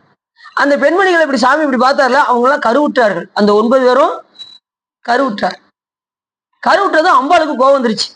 எப்படி இவங்க எல்லாம் கருவுற்றாளா அப்படின்னு சொல்லி அம்பாளுக்கு கோபம் வந்து, நீங்க நீண்ட நாட்களாக கர்ப்பமாக இருக்க கடவுது அப்படின்னு அத்தனை பேரும் 9 பேரும் என்ன செய்யறாங்க, ரொம்ப நாளா புள்ள வளர்ற வரைக்கும் எதுல இருக்காங்க, கர்ப்பத்தோட இருக்காங்க, புள்ள வெளியே வரல. அந்த நவமணிகளும் நவ பெண்களாக தோன்றி அவர்கள் கர்ப்பமாகவே இருக்கின்றார்கள். உடனே சிவபெருமானிடம் வந்து, பெருமானே நாங்கள் எங்களை இதிலிருந்து விடுவிக்க வேண்டும் என்று சிவபெருமானிடம் வந்து கேட்க, உங்களுக்கு இந்த நிலையை உருவாக்கிய உமையமையே உங்களுக்கு அருள் செய்வார் என்று சிவபெருமான் சொல்ல, ஏன்னா கருணையே வடிவாகி அம்பாள் கோபம் வந்தாலும் என்ன செய்வாங்க, கருணையை செலுத்தி விடுவார்கள். உடனே மறுபடியும் அம்பாளிடம் போய் செல்ல, உடனே அத்தனை பேரையும் அவங்களுக்கு பாவ விமோசனம் கொடுத்து அந்த அத்தனை 9 பேருக்கும் அந்த கருவுற்றதுல இருந்து சாமி அம்பாள் வந்து அதை வெளியே கொண்டு வர வைத்தார்கள். 9 பேர் தோன்றினார்கள். அந்த 9 பேர் யார் அப்படின்னா, வீரவாகுத்தேவர் தான் முதல்ல தலைமையானவர். அவர் எதுல இருந்து வந்தாருன்னா, மாணிக்கவள்ளியில இருந்து வீரவாகுத்தேவர் தோன்றினார். மாணிக்கவள்ளி 9 வள்ளி சொன்னேன்ல, அதுல ஒரு வள்ளி மாணிக்கவள்ளியில இருந்து வீரவாகுத்தேவர். பௌதிக வள்ளியிலிருந்து வீர கேசரி, புஷ்பராக வள்ளியிலிருந்து வீர மகேந்திரன், கோமேதக வள்ளியிலிருந்து வீர மகேஸ்வரர், வைடூரிய வள்ளியிலிருந்து வீர புரந்தரர், வைர வள்ளியிலிருந்து வீர ராக்கதர், மரகத வள்ளியிலிருந்து வீர மார்த்தாண்டர், பவள வள்ளியிலிருந்து வீராந்தகர், இந்திர வள்ளியிலிருந்து வீரதீரர். இப்படி 9 நவ வீரர்கள் தோன்றினார்கள். அதில் தலைமையானவர் யாரு? வீரபாகு. 9 நவமணிகள்ல இருந்து தோன்றியவர்கள் தான் இந்த. அப்புறம் அந்த நவ வீரர்களிடம் வந்து வேர்வை சிந்த சிந்த சிந்த எண்ணில்லாத அடியார் நிறைய பேர் தோன்றினார்கள். யாரு? தேவர்கள் நிறைய பேர் தோன்றினாங்க. அந்த நவ வேர்கள் மட்டுமல்லாம எண்ணில்லாத அந்த வேர்விலிருந்து எத்தனையோ பேர் தோன்றினார்கள். லட்ச பேர் தோன்றினார்கள். எத்தனை பேரு? லட்சம் பேர்.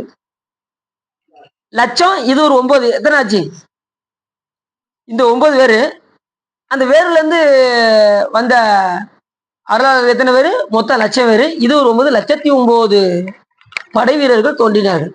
யாருக்கு? முருகப்பெருமானுக்கு படை வீரர்களாக மொத்தம் 1,09,000 பேர். முருகப்பெருமானுக்கு எத்தனை வீரர்கள்? 1,00,000. அவன் எத்தனையோ படம் வச்சிருந்தான். இருந்தாலும் போருன்னு போயாச்சுன்னா படை வீரர்கள் இல்லாம போகக்கூடாது. அது போர் முறையாகாது. அதே போல போருக்கு செல்லும் போது கையில ஆயுதம் இல்லாம போகக்கூடாது. போருக்கு போனா ஆயுதம் இல்லாம போகக்கூடாது. ரெண்டாவது என்ன செய்யக்கூடாது? படை வீரர்கள் இல்லாம போகக்கூடாது. நான் ஒத்தையில போய் சண்டை போடுவேன்னு போடக்கூடாது. சில நிபந்தனைகள்லாம் இருக்கு. போருக்கு இப்படிதான் அப்படின்னு ஒரு நிபந்தனைகள் இருக்கு. அது மாதிரி இந்த இடத்துலதான் இருந்து சண்டை போடணும் அப்படின்னு ஒரு நியதி இருக்கு. இப்படிதான் சண்டை போடணும் ஒரு நியதி இருக்கு. அதை மீறினால், மர்மமாக மீறி தாக்கினால் அடுத்த நிமிஷம் அவங்க நரகத்துக்கு போய் விடுவார்கள். புரியுது அவங்களுக்கு? இப்படி சில நிபந்தனைகள்லாம் இருக்கு. இப்படி இந்த நவ வீரர்கள்லாம் இருந்து தோன்றினார்கள். அதுல இருந்து வந்தவர் தான் வீரவாகுத்தேவர். நீங்க திருச்செந்தூருக்கு போனீங்கன்னா வீரவாகுத்தேவருக்கு தனியா சன்னதி உண்டு. வீரவாகுத்தேவருக்கு தனியா பூஜைகள்லாம் உண்டு. திருச்செந்தூருக்கு நீங்க போனீங்கன்னா தெரியும். இப்ப சிவபெருமான் கோயில்ல துவாரபாலகர் யாரு? துவாரபாலகர் 2 பேர் இருக்காங்களா? சிவன் கோயில் போயிருக்கீங்களா? விஜயபாலகர் இல்ல சார். அவங்க வந்து கமலாசன், தாராசன், விஜயன் மாலி என்கின்ற மூவர் தான் 2 பேர் துவாரபாலகராகவும், ஒருத்தர் வந்து முன்னாடி இருக்கக்கூடிய குடமல நந்தியாவும் இருக்காரு. அப்படியா? அதுல துவாரபாலகர் தான் போட்டிருப்பாங்க 2 இதுலயும். அப்படியா? அப்படி போட்டிருக்காங்களோ? சரி, அப்படி இல்ல. அது துவாரபாலகர். ஒருத்தர் வந்து எப்படி வச்சிருப்பாருன்னா இப்படி வச்சிருப்பாரு. இப்படி வச்சிருக்காரா ஒருத்தர்? இது வந்து உள்ள இருக்கிற சாமி கடவுள் ஒருத்தர் தான், இவரை தவிர வேற யாரும் கிடையாதுன்னு இன்னொருத்தர் அந்த சைடு இப்படி வச்சிருப்பாரு. துவாரபாலகர் படத்தை போய் பாருங்க. ஒருத்தர் இப்படி வச்சிருப்பாரு, ஒருத்தர் இப்படி வச்சிருப்பாரு. இவர் ஒருவரே முழுமுதற் பொருள் அப்படின்னு ஒருத்தர் சொல்லுவாரு. ஒருத்தர் இவரை தவிர வேற யாரும் இல்லை அப்படின்னு. அதே போல முருகப்பெருமான் கிட்ட போனீங்கன்னா 2 பேர் இருப்பாங்க. யாருன்னா அதுல ஒருத்தர் வீரபாகுத்தேவர், இன்னொருத்தர் வீர மகேந்தர். இந்த 2 பேர் தான் அங்க துவாரபாலகராக இருப்பார்கள். புரிஞ்சுச்சா? சரி. அப்படி வீரபாகுத்தேவர் போய் பணிந்தார். முருகப்பெருமானை போய் பணிந்ததும் உடனே சாமி, ஞானக்கடலே குருபரனே அழகிய நான்மறைகள் இன்று வரை கண்டறியாத சிறந்த வேல் இறைவா, அடியின் ஒரு விண்ணப்பம் கேட்டருளும் என்று முருகப்பெருமானை பார்த்து சொன்னார். உடனே சொல்லுப்பா அப்படின்னாரு சார். திருமாலும் பிரம்மனும் வணங்கி துதிக்கும் கோணல் வெண்ணிற இளம்பிறை சூடிய சடையுடைய இறைவரின் நாத கலலணிந்த 2 திருவடிகளை வாழ்த்தி மௌனத்துடன் இருந்து பரம அருளை பாலிக்கும் வடிவமான முதல்வா, உமது அருள் சொரூபத்தை அடியனுக்கு சொல்ல வேண்டும். உங்களுடைய சொரூப வடிவத்தை அடியனுக்கு சொல்ல வேண்டும் என்று யாரு கேட்கா? வீரபாகுத்தேவர் முருகப்பெருமானை பார்த்து கேட்க. இந்த சொரூப வடிவத்துக்கு தான் விபூதின்னு பேரு. அவருடைய திருமேனியை எப்படி விளங்குகின்றது, அதை அடியனுக்கு சொல்லி அருள வேண்டும். திருவருள் சொரூப அளவை கூற எண்ணினோம் அப்படின்னு நினைக்கும் முன் நீ கூறினேன். நானே சொல்லணும்னு நினைச்சேன், நீயே சொல்லிட்டப்பா வீரபாகு அப்படின்னு முருகப்பெருமான் சொன்னாராம். சொல்லிட்டு, யாம் உவகை அடைந்தோம். அழகிய இடம் அகன்று பெரிய நில உலகம் முதல் பல அண்டங்களாக யாமே இருக்கின்றோம். எல்லா அண்டங்களாகவும் யாம் இருக்கின்றோம் அப்படின்னு முருகப்பெருமான் முதல்ல சொன்னாரு. முதல்ல எதை சொன்னாரு? எல்லா அண்டமும். இப்ப புவனங்கள் எத்தனை இருக்கு அப்படின்னா 224 புவனங்கள் இருக்கு. 224 புவனங்கள்ல ஒரு புவனங்கள்ல எத்தனையோ கோடி அண்டங்கள் இருக்கு. எத்தனை அண்டங்கள் இருக்கு? கோடானு கோடி அண்டங்கள் ஒரு புவனத்துல இருக்கு. இதுல 224 புவனங்கள்ல எத்தனை அண்டங்கள் இருக்குன்னு நீங்க யோசிச்சு பார்த்துக்கோ. இப்ப நம்ம சூரபத்மன் என்ன பண்ணா 1008 அண்டங்கள் தான் கேட்டான். அங்க ஒரு புவனத்துல கோடானு கோடி அண்டங்கள் இருக்கு. வெறும் 1008 அண்டங்களை நான் 108 யுகம் ஆளணும்னு கேட்டான். அவன் என்ன நினைச்சிட்டான்? 1008 அண்டங்களும் இல்லாதது இருக்கும்னு நினைச்சிட்டான். ஆனா கடைசி சாமி அவருக்கு ஞானக்கண்ணை கொடுத்து தன்னுடைய விஸ்வரூபத்தை காமிச்சாரு பாருங்க. அத்தனையும் எதுல இருந்துச்சு? முருகப்பெருமானுடைய நெக கண்ணுல இருந்துதான். அந்த 1008 அண்டங்களும் வெறும் ஒரு ஒரு புள்ளியில தான் இருந்ததான் 1008 அண்டங்களும். இப்போ உடம்பெல்லாம் எத்தனை அண்டங்கள் இருக்குன்னு யோசிச்சு பார்த்துக்கணும். விஸ்வரூப தரிசனம் அடுத்து வருது, அதுல நம்ம பார்க்கணும். இப்படி எண்ணில்லாத மடங்கு சாமி அவனுடைய எல்லையை நம்ம சொல்ல முடியாது. ஏன்னா எல்லா உலகமும் ஆனாய் நீயே அப்படின்னு கூட அப்பா சாமிகள் பாட்டு பாரு. இப்ப முருகன் வேற கிடையாது, சிவபெருமான் ஆற்றலை நம்ம சொல்லி முடியாது. எண்ணில்லாத ஆற்றல் சாமி. எல்லா உலகம் அவருக்குள்ள இருக்கு. எல்லா உலகம் ஆனாய் நீயே ஏகம்பம் ஏவி இருந்தாய் நீயே நல்லாரை நன்மை அறிவாய் நீயே ஞான சுடர் விளக்காய் நின்றாய் நீயே பொல்லா வினைகள் அறுப்பாய் நீயே புகழ் சேவடி என்ன வைத்தாய் நீயே. அது இருக்கீங்களா? சரிங்க சார். சரிங்க சார். வியாழக்கிழமை போயிரு. அப்படி எல்லா உலகமும் அவருக்குள் இருக்கின்றன, எல்லா அண்டங்களும் நாம் இருக்கின்றோம் அப்படின்னாரு. திருந்துதலை கற்பிக்கும் நாள் வேதங்களின் ஒரு பொருளான குகன் வீரவாகுவை மீண்டும் நோக்கி நம் சொரூப அளவை சுருக்கமாக சொல்கின்றோம் அப்படின்னு முருகப்பெருமான் சொல்றாரு. அது எண்ணில்லாத செயல் இருக்கு, அதுல நான் உனக்கு கொஞ்சம் சுருக்கமா சொல்றேன்ப்பா அப்படின்ட்டு. ஒரு மண்டலத்தில் அரிய ஒளிமய யோகாசனத்தை அமர்ந்து 6 முகப்பரன் அன்பு கொண்டு உயர்ந்த சின்முத்திரையுடன் இருந்து. இப்ப சொல்லும் போது எப்படி சொன்னாரா முருகப்பெருமானு? சின்முத்திரை காட்டி உட்காந்து சொன்னாராம். எப்படி அப்பாவுக்கு உபதேசம் செஞ்சாரோ, குரு அறிவாக இருந்து எப்படி உபதேசம் சொன்னாரோ, அதே போல இப்ப யாருக்கு சொல்றாரு? வீரவாகு தேவருக்கு முருகப்பெருமான் சின்முத்திரையை காட்டி, அது அமர்ந்து குரு வடிவாக அமர்ந்து சின்முத்திரையை காட்டி அமர்ந்து வீரவாகு தேவருக்கு சொன்னார். நாம் எல்லா அண்டங்களாகவும் இருக்கின்றோம் அப்படின்னாரு.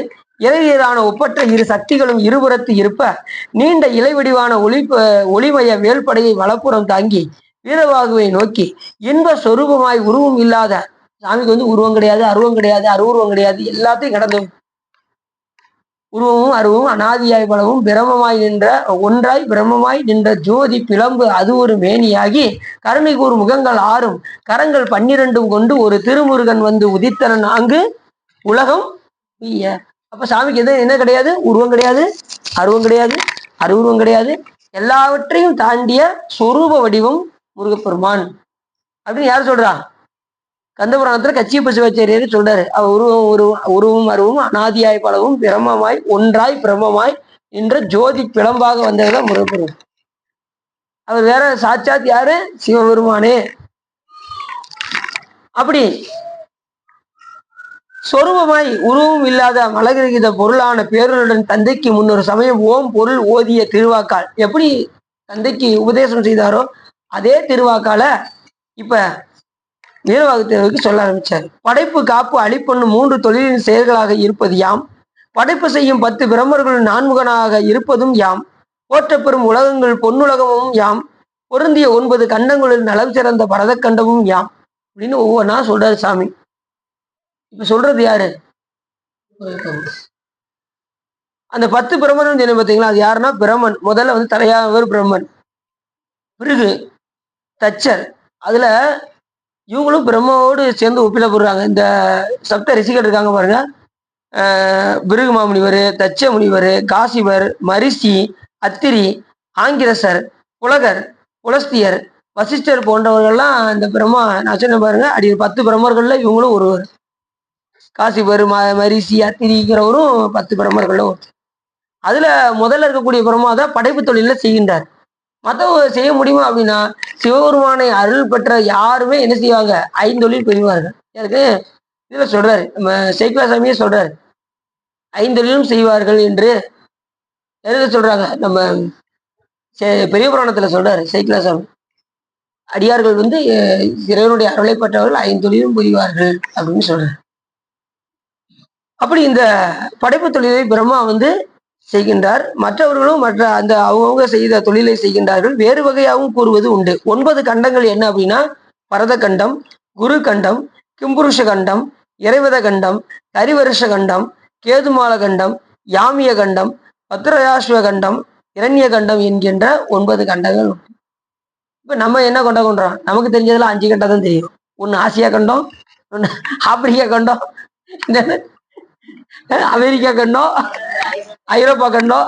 5 கண்டம் தான் நமக்கு தெரிஞ்சது 5 கண்டம் தான். ஆனா 9 கண்டம் இருக்கு. இங்க நூல்கள்ல வருது 9 கண்டம். அதுலயும் மிகப்பெரிய ஒரு கண்டம் இருக்கு. எனக்கு பெரிய கண்டம் வந்துருச்சுன்னு சோசியர் சொல்றாருங்க. அதுல அது எவ கண்டம் அதை சொல்லிட்டாங்க. எவ கண்டம் ஒருத்தவங்களுக்கு எவ கண்டம் வந்துருது. சோசியல் வேற சொல்லிட்டாங்க. எனக்கு பெரிய கண்டம் ஒண்ணு இருக்கு. அது தண்ணியில கண்டம் இருக்குங்கிறாரு. எனக்கு தண்ணியை பார்த்தாலே பயமா இருக்கு அப்படின்னாங்க சில பேர். உங்களுக்கு தண்ணியில தாங்க கண்டம். நீங்க கொஞ்சம் தண்ணியில கொஞ்சம் கவனமா இருந்துக்கோங்க அப்படிமா. சில வந்து உங்களுக்கு நெருப்புல கண்டம் இருக்கு. அதனால நெருப்பை கொஞ்சம் பார்த்து இருந்துக்கோங்க அப்படின்னு. கேஸ்லாம் இப்போ வைக்கும் போது பார்த்து வைங்க அப்படின்னு ஜோசியர் சொல்லுவாரு. இதுக்காகவே சில பேர் என்ன செய்வாங்க, இதாண்டா சாக்கு அப்படின்னு. ஏக்கா ஜோசியர் சொல்லிட்டாருக்கா, நீங்களே வந்து சமையலை பண்ணுங்க, நான் அந்த ஓரமா உட்காந்து சாப்பிட்டு போட்டு போறேன் அப்படின்னு சிவங்க அந்த சாப்பாடு பக்கமே நெருங்க மாட்டாங்க. இதுதான் சாக்கு அப்படின்ட்டு இருக்க மாட்டாங்க. சரி, இப்படிலாம் இருக்கு என்ன. அப்படி அறிவுடையோர் யாம் தேவகுரு. எல்லாத்துக்கும் நான் எப்படிப்பட்டவன்? தேவ, எல்லாருக்கும் தேவகுரு. ஏன்னா சாமிக்கும் உபதேசம் செய்கிறாரு முருகப்பெருமான். அப்ப குரு எப்படி குரு எப்படி இருப்பாருன்னு யோசிச்சு பாருங்க. தகப்பன் சாமின்னு பேரு. முருகப்பெருமானுக்கு என்ன பேரு? தகப்பன் சாமி. குருவாக குருவாய் வருவாய் உருவாய் அருவாய் உலகாய் இலதாய் மறுவாய் மலராய் மணியாய் ஒளியாய் கருவாய் உயிராய் கதியாய் விதியாய் குருவாய் வருவாய் அருள்வாய் புகனே. குருவாய் யார் வருவா? முருகப்பெருமான் தான் வருவார்.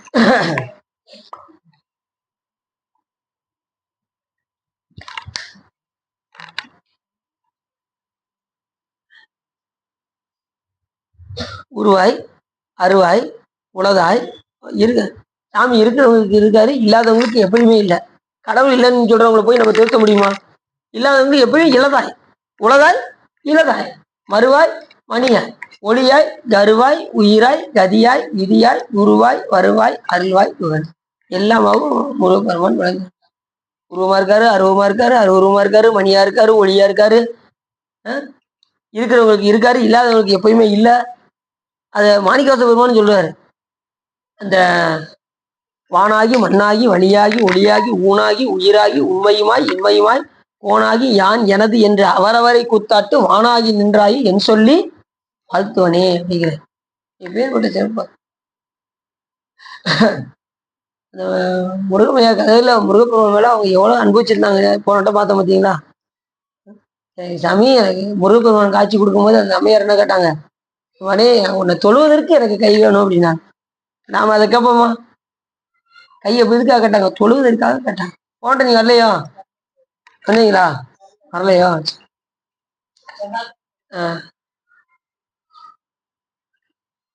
அப்படி சாமி வந்து குருவாக விளங்குகின்றார். சின்முத்திரை காண்பித்து இப்பொழுது சொல்லிக் கொண்டிருக்கின்றார். தேவகுரு தேர் தொழிலில் தேர்ந்தவர்கள் யாம் இந்திரனுடைய மாதலி பெரிய விமானங்களில் புதிய அழகிய புஷ்பகம் எனும் சிறந்த விமானமும் யாம்.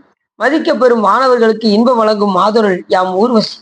பல விதமான இசைத்தொழில்கள் மேம்பட்ட கந்தர்வரும் யாம். கந்தர்வர்கள் என்ன செய்வாங்கன்னா இசை பாடிக்கொண்டே இருப்பார்கள். தேவர்கள்ல கந்தர்வர்கள் என்ன செய்வாங்க? அதை போற்றி பாடிக்கொண்டே இருப்பார்கள். அந்த கந்தர்வர்கள 2 பேர் தான் இப்ப திருவானைக்கா போனோம்ல, யார் யாரெல்லாம் வந்தா திருவானைக்காவது வந்தீங்களா? அதுல 2 பேருக்கு சண்டை வந்துச்சு. மேல 2 பேரும் தவிச்சாங்க. நீ வந்து யானையாக இருக்க கடவுள்பாங்க, அவர் வந்து சிலந்தியா இருக்க கடவுள்னு சொல்லி 2 பேருமே வந்து எங்க வந்தாங்க? திருவானைக்காக வந்துட்டான். ஒரு அதே போல சாமி வந்து இது யானை வந்து அதை உழைச்சி விட, இது வந்து பந்தல் கட்ட, இங்கேயும் வந்து சண்டை, அங்கேயும் சண்டை இங்கேயும் சண்டை. கந்தவர்களா இருக்கும் போதும் சண்டை, முற்பிறவிலையும் சண்டை, இந்த பிறவியும் சண்டை. மறுபிறவில என்ன செஞ்சாங்க? 2 பேரும் பகை வரக்கூடாதுன்னு சொல்லி இந்த யானையே புக முடியாத அளவுக்கு கோயிலை கட்டி வச்சிட்டாரு கோச்சங்க சோழரா வந்து. யாரு? அந்த சிலந்தியர். யானை வெளியில வருது, உள்ள கருவறையில வர முடியாது. கருவறை நம்மளே எப்படி போனோம்? குனிஞ்சுதானே போனோம் உள்ள. கருவறைகள் எப்படி போனோம்? யானை உட்புக முடியாத அளவுக்கு மாட கோயில் பேரு. அதெல்லாம் 72 மாட கோயில் கட்டியிருக்காரு கோச்சங்க சோழன். 72 ரொம்ப சிறப்புடையது. அதுல 2 வந்து பெருமாள் கோயில், மற்ற 70ம் ஆமா. அது என்ன நினைச்சதுன்னா திருவடி அடைய வேண்டும் என்று விரும்பியது. எண்ணத்தை அறிவன் இறைவன். நம்ம என்ன நோக்கோடு வழிபாடு செய்கின்றோமோ அது நமக்கு கிடைக்கும். அவரு அது யானை என்ன நினைச்சது? நான் திருவடி அடைய வேண்டும் நினைச்சது, அது திருவடிக்கு போயிடுச்சு. இது என்ன பண்ணது? நான் மட்டும் ஒரு அரசனா இருந்தா உனக்கு கோயில் கட்டி பார்த்துருப்பனே அப்படின்னு நினைச்சுக்கிட்டே அந்த பந்தலை கட்டினது. அதே போல அரசனாக பிறக்க வைத்து 72 மாட கோயில் சிவபெருமான் கட்ட வைத்தார். நம்ம என்ன நினைக்கிறோமோ அதுதான் கிடைக்கும். வேண்டுவாருக்கு வேண்டுவன ஈவான் கண்டாய். அதுலயும் எத்தனையோ அருளாளர்கள்லாம் பாத்தீங்கன்னா, சாமி எனக்கு அடியாறு எச்சி இலையை சாப்பிட்ற எனக்கு அந்த நாய் பிறவி கொடுன்னு கேட்காங்க. எத்தனையோ அருளாளர். எந்த நாய்? தெருநாய் இல்ல, அருளாளனுடைய எச்சி இலையை உண்ணக்கூடிய நாயாக பிறக்க வேண்டும் என்று எத்தனையோ அருளாளர்கள் கேட்கிறாங்க. எப்படிலாம் சாமி மேல அன்பு வச்சிருக்காங்க பாருங்க. இந்த அளவுக்கு சாமி மேல அன்பு வரணும். பிறவி கண்டு பயப்படக்கூடாது. அதுலயும் மாணிக்கவாசகர் என்ன சொல்றாரு, மாண்டு மாண்டு வந்து நின் மன்னனின் வணங்கவே அப்படிங்கிறாரு. சாமி எனக்கு பிறவி பத்திலாம் எனக்கு கவலை இல்லை சாமி, எத்தனை பிறவினாலும் கொடு, ஆனா உன்னை வணங்குற மாதிரி பிறவி கொடுத்துரு அப்படின்னு. மாண்டு மாண்டு வந்து நின் மன்னனின் வணங்கவே, மன்னனாக வழங்கக்கூடிய பெருமானை உன்னை நான் வணங்கும்படி எனக்கு செஞ்சு. அப்ப சாமி ஒருபடி மேல போய் என்ன பண்ணாரு, சாமி எனக்கு பிற போறட்டும், அதை பத்தி எனக்கு கவலை இல்லை, ஆனா வந்தா குனித்த புருவமும் கொவ்வை செவ்வாயும் குமின் சிரிப்பும் பனித்த சடையும் பவளம் போல் மேனியில் பால் வெந்நீரும் இனித்த உடை எடுத்த பொற்பாதமும் காணப்பெற்றால் மனித பிறவியும் வேண்டுவதே. எந்த மாநிலத்தே? ஆந்திராவிலையா, இல்ல தெலுங்கானாவிலையா, இல்ல கர்நாடகாவிலையா, இல்ல இந்த தமிழ்நாட்டுல வந்து பிறக்குமாறு. ஏன்னா இங்க தமிழ்நாட்டுலதான் எல்லா அருளாளருக்கும் வந்திருக்காங்க. எல்லா திருவிளையாடலும் இங்கதான் நடந்திருக்கு. ஆந்திராவில நடக்கிற இங்கதான் நடந்திருக்கு. 64 திருவிளையாடல் நடந்த இடம் இதுதான். 24 திருவிளையாடல் நடந்த இடம் இதுதான். இந்த 64 திருவிளையாடல் 24 திருவிளையாடலாம் யார் செஞ்சான்னு உங்களுக்கு போனட்ட சொன்னேன், யாரும் இருக்கா? யார் செஞ்சா? 64 திருவிளையாடலை செய்தது யார்? நம்ம திருக்கோயில்ல மடாலயத்துல 24 திருவிளையாடலை செய்தது யார்? டக்குனு சொல்லிட்டு சிவபெருமான் தான் செஞ்சாரு. அதுல யார் செஞ்சா? ஸ்ரீகண்ட பரமேஸ்வரர். மறந்துடக்கூடாது. ஸ்ரீகண்ட 24 தத்துவத்தை கட் பண்ணக்கூடிய ஸ்ரீகண்ட பரமேஸ்வரர் தான் இந்த உருவமாக வந்து மதுரையில் 64 திருவிளையாடலையும் இங்க 24 திருவிளையாடலையும் நடத்தி காட்டியது. புரிஞ்சுச்சா? சுத்த சிவன் வந்து என்ன செய்வார்னா எல்லாத்துக்குள்ளேயும் இருந்து அதிர்த்து நின்று இயக்குவார். அவர் வந்து என்ன செய்வாரு, எல்லாத்துக்குள்ளேயும் நிலைக்களமாக உள்ளிருந்து அதிர்த்து நின்று அந்த தெய்வத்தில் அதிர்த்து நின்று சுத்த சிவம் எல்லாத்தையும் இயக்குவார். புரியுதா உங்களுக்கு? அப்ப செய்தது யாரு? ஸ்ரீகண்ட பரமேஸ்வரர்.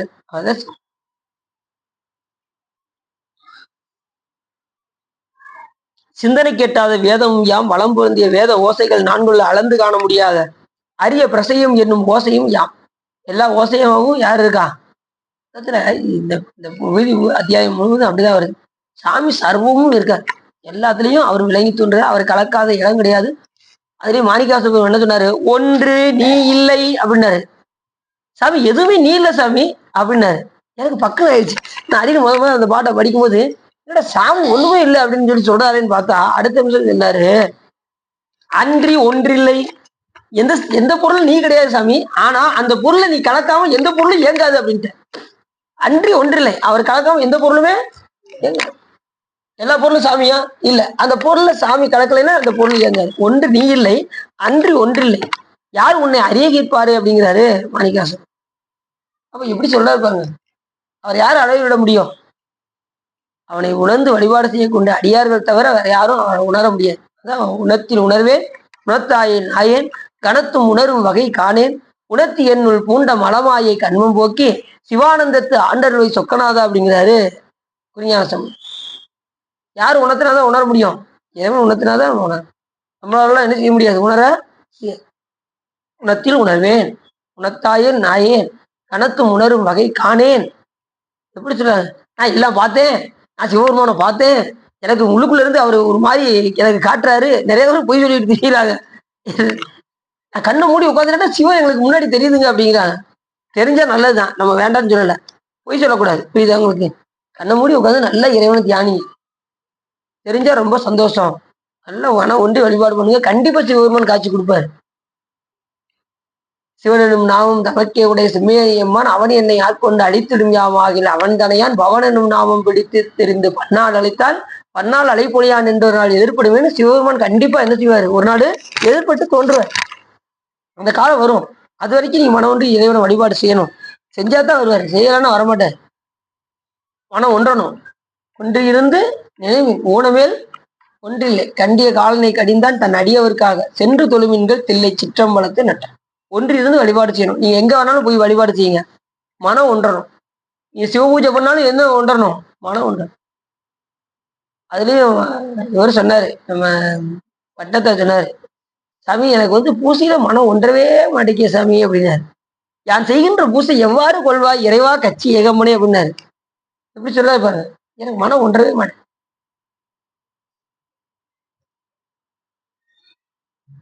நான் பொல்லாதவன், நெறி நில்லாதவன், மெய் அடியவர்கள்பால் செல்லாதவன், உண்மை சொல்லாதவன், என் திருவடிக்கு அன்பு இல்லாதவன், மண்ணில் நான் ஏன் பிறந்தேன் அப்படி? நான் எதுக்கு சாமி பிறந்திருக்கேன்? ஒரு இதுவும் செய்யாம நான் ஏன் இந்த மண்ணுலகத்துல பிறந்து நான் என்ன செய்ய? இப்படி இருந்தும் நான் என்ன செய்யல? என் மனம் வந்து இங்க ஒன்ற மாட்டேங்கி, என்னுடைய பூசையை நீ எவ்வாறு ஏற்றுக்கொள்வாய் இறைவா கட்சி ஏகமனே அப்படிங்கிற. இப்ப நம்ம மனம் பூரா பூசை உட்காரும் போது எல்லா விதமான செல்போனும் போன் வந்துகிட்டு இருக்கும். சிலர் என்ன செய்யறாங்க, செல்போனோடய உள்ள போயிடுறாங்க. எங்க பூஜை ரூமுக்கு, பூஜை ரூமுக்கு பக்கத்துல இருக்கு. அதுலயும் அடியனுக்கு டெய்லி பூசை பக்கத்துல என்ன இருக்கணும்? செல்லு இருந்தே ஆக வேண்டியிருக்கு, வேற வழி இல்லை. மாத்தி மாத்தி போன் வந்துகிட்டே இருக்கு பாத்துக்கோங்க. அடியன் என்ன செஞ்சு சைலன்ஸ்ல போட்டு தான் பண்ண வேண்டியிருக்கு, வேற வழி இல்லை. இப்போ ரெண்டாவது முடிஞ்சதுக்கு அப்புறம் பார்த்து என்னென்ன மிஸ்டு கால் இருக்கோ அதை பார்த்து போன் பண்ண வேண்டியது. திடீர்னு நம்ம சார்ஜ் பண்ணணும் அலருது, போன் அடிக்கிறது. எந்திரிச்சு சிவபூஜை விட்டு நம்ம எந்திரிச்சு போகவும் முடியாதா, கொண்டு வந்து பக்கத்துல வச்சுக்கிட்டு இருக்க வேண்டியதான். இப்ப அனுஷ்டானம் பண்றதுக்கு முன்னாடி என்ன நம்ம எடுத்து பேசிடலாம், அனுஷ்டானம் பண்ணும் போதுக்கு அப்புறம் கூட எடுத்து பேசிடலாம். ஆனா சிவபூஜையில சாமி எடுத்தாச்சுன்னு வச்சுக்கோங்களேன், எந்த இதையும் அட்டன் பண்ணக்கூடாது. எல்லாத்தையும் என்ன செஞ்சிடணும், சுவிட்ச் ஆஃப் பண்ணிடணும், இல்லை சைலன்ஸ்ல போட்டுறணும். சாமி வந்துட்டாருன்னா டக்கு டக்கு டக்குன்னு அவரை கவனிக்கிறதுலேயே தான் குறியா இருக்கணும். சிவபெருமான் வந்துட்டாருன்னா அவருக்கு அவரை கொண்டு வந்து ஆராய்ச்சி அபிஷேகம் பண்ணி செஞ்சு அப்புறம் நைவேத்தியம் கொடுத்து திருமுறைகள் பாடி கடைசி ஒடுக்கிற வரைக்கும் சிந்தனை வேற எங்கேயும் போகக்கூடாது. அடுத்தடுத்து என்ன செய்யணும், அடுத்து என்ன செய்யணும், அடுத்து என்ன செய்யணும் அப்படின்னு நம்ம போய்கிட்டே இருக்கோம். இப்போ நம்ம என்ன செய்ய போறோம்னா, ஒவ்வொரு ஞாயிற்றுக்கிழமை சிவபூஜையை பற்றி சொல்லிக் கொடுக்கலாம்னு நினைச்சிட்டு இருக்கோம். அது மாதிரி அனுஷ்டானம் பண்றவங்களும் வேணுங்கிறவங்க வந்து கேட்டுக்கலாம். என்ன நம்ம திருட்டு மடத்துலயாவது இல்லை வேற எங்கேயாவது இடம் பார்ப்போம், பார்த்து நம்ம அதை சொல்லிக் கொடுக்கலாம்னு நினைச்சிட்டு இருக்கு. எல்லாருமே கேட்டுக்கிட்டே இருக்காங்க. கண்டிப்பா நம்ம நூல்கள் என்ன சொல்லப்பட்டிருக்கோ அதை நம்ம கொஞ்சம் கொஞ்சமா என்ன செய்ய போறோம், ஒவ்வொரு வாரமும் நம்ம பார்க்க போறோம். ஒரே வாரத்துல எல்லாமே பார்த்துட வேண்டாம். சிவபூஜையை கொஞ்சம் கொஞ்சமா ஒவ்வொரு சப்ஜெக்டாகவும் முதல்ல என்ன செய்யணும், முதல்ல பூத சுத்தினா என்ன ஒரு நாள், பூத சுத்தி தான சுத்தினா என்ன, அப்புறம் திரவிய சுத்தினா என்ன, அப்புறம் பூத சுத்தி, தான சுத்தி, திரவிய சுத்தி, அப்புறம் மந்திர சுத்தினா என்ன, அப்புறம் லிங்க சுத்தினா என்ன. இந்த 5 சுத்தியை படிச்சாச்சுன்னா உங்களுக்கு இன்னைக்கு சிவபூஜை பண்ண மாதிரி. 5 சுத்தி செய்யணும்னு சொல்லி தாய்மான சாமி சொல்றாரு. இப்ப எல்லாருமே பாட்டுல பாடியிருக்காங்க. மெயினா முக்கியமா இந்த பஞ்ச சுத்தி செஞ்சு நாம சிவபூஜை செய்ய வேண்டும்.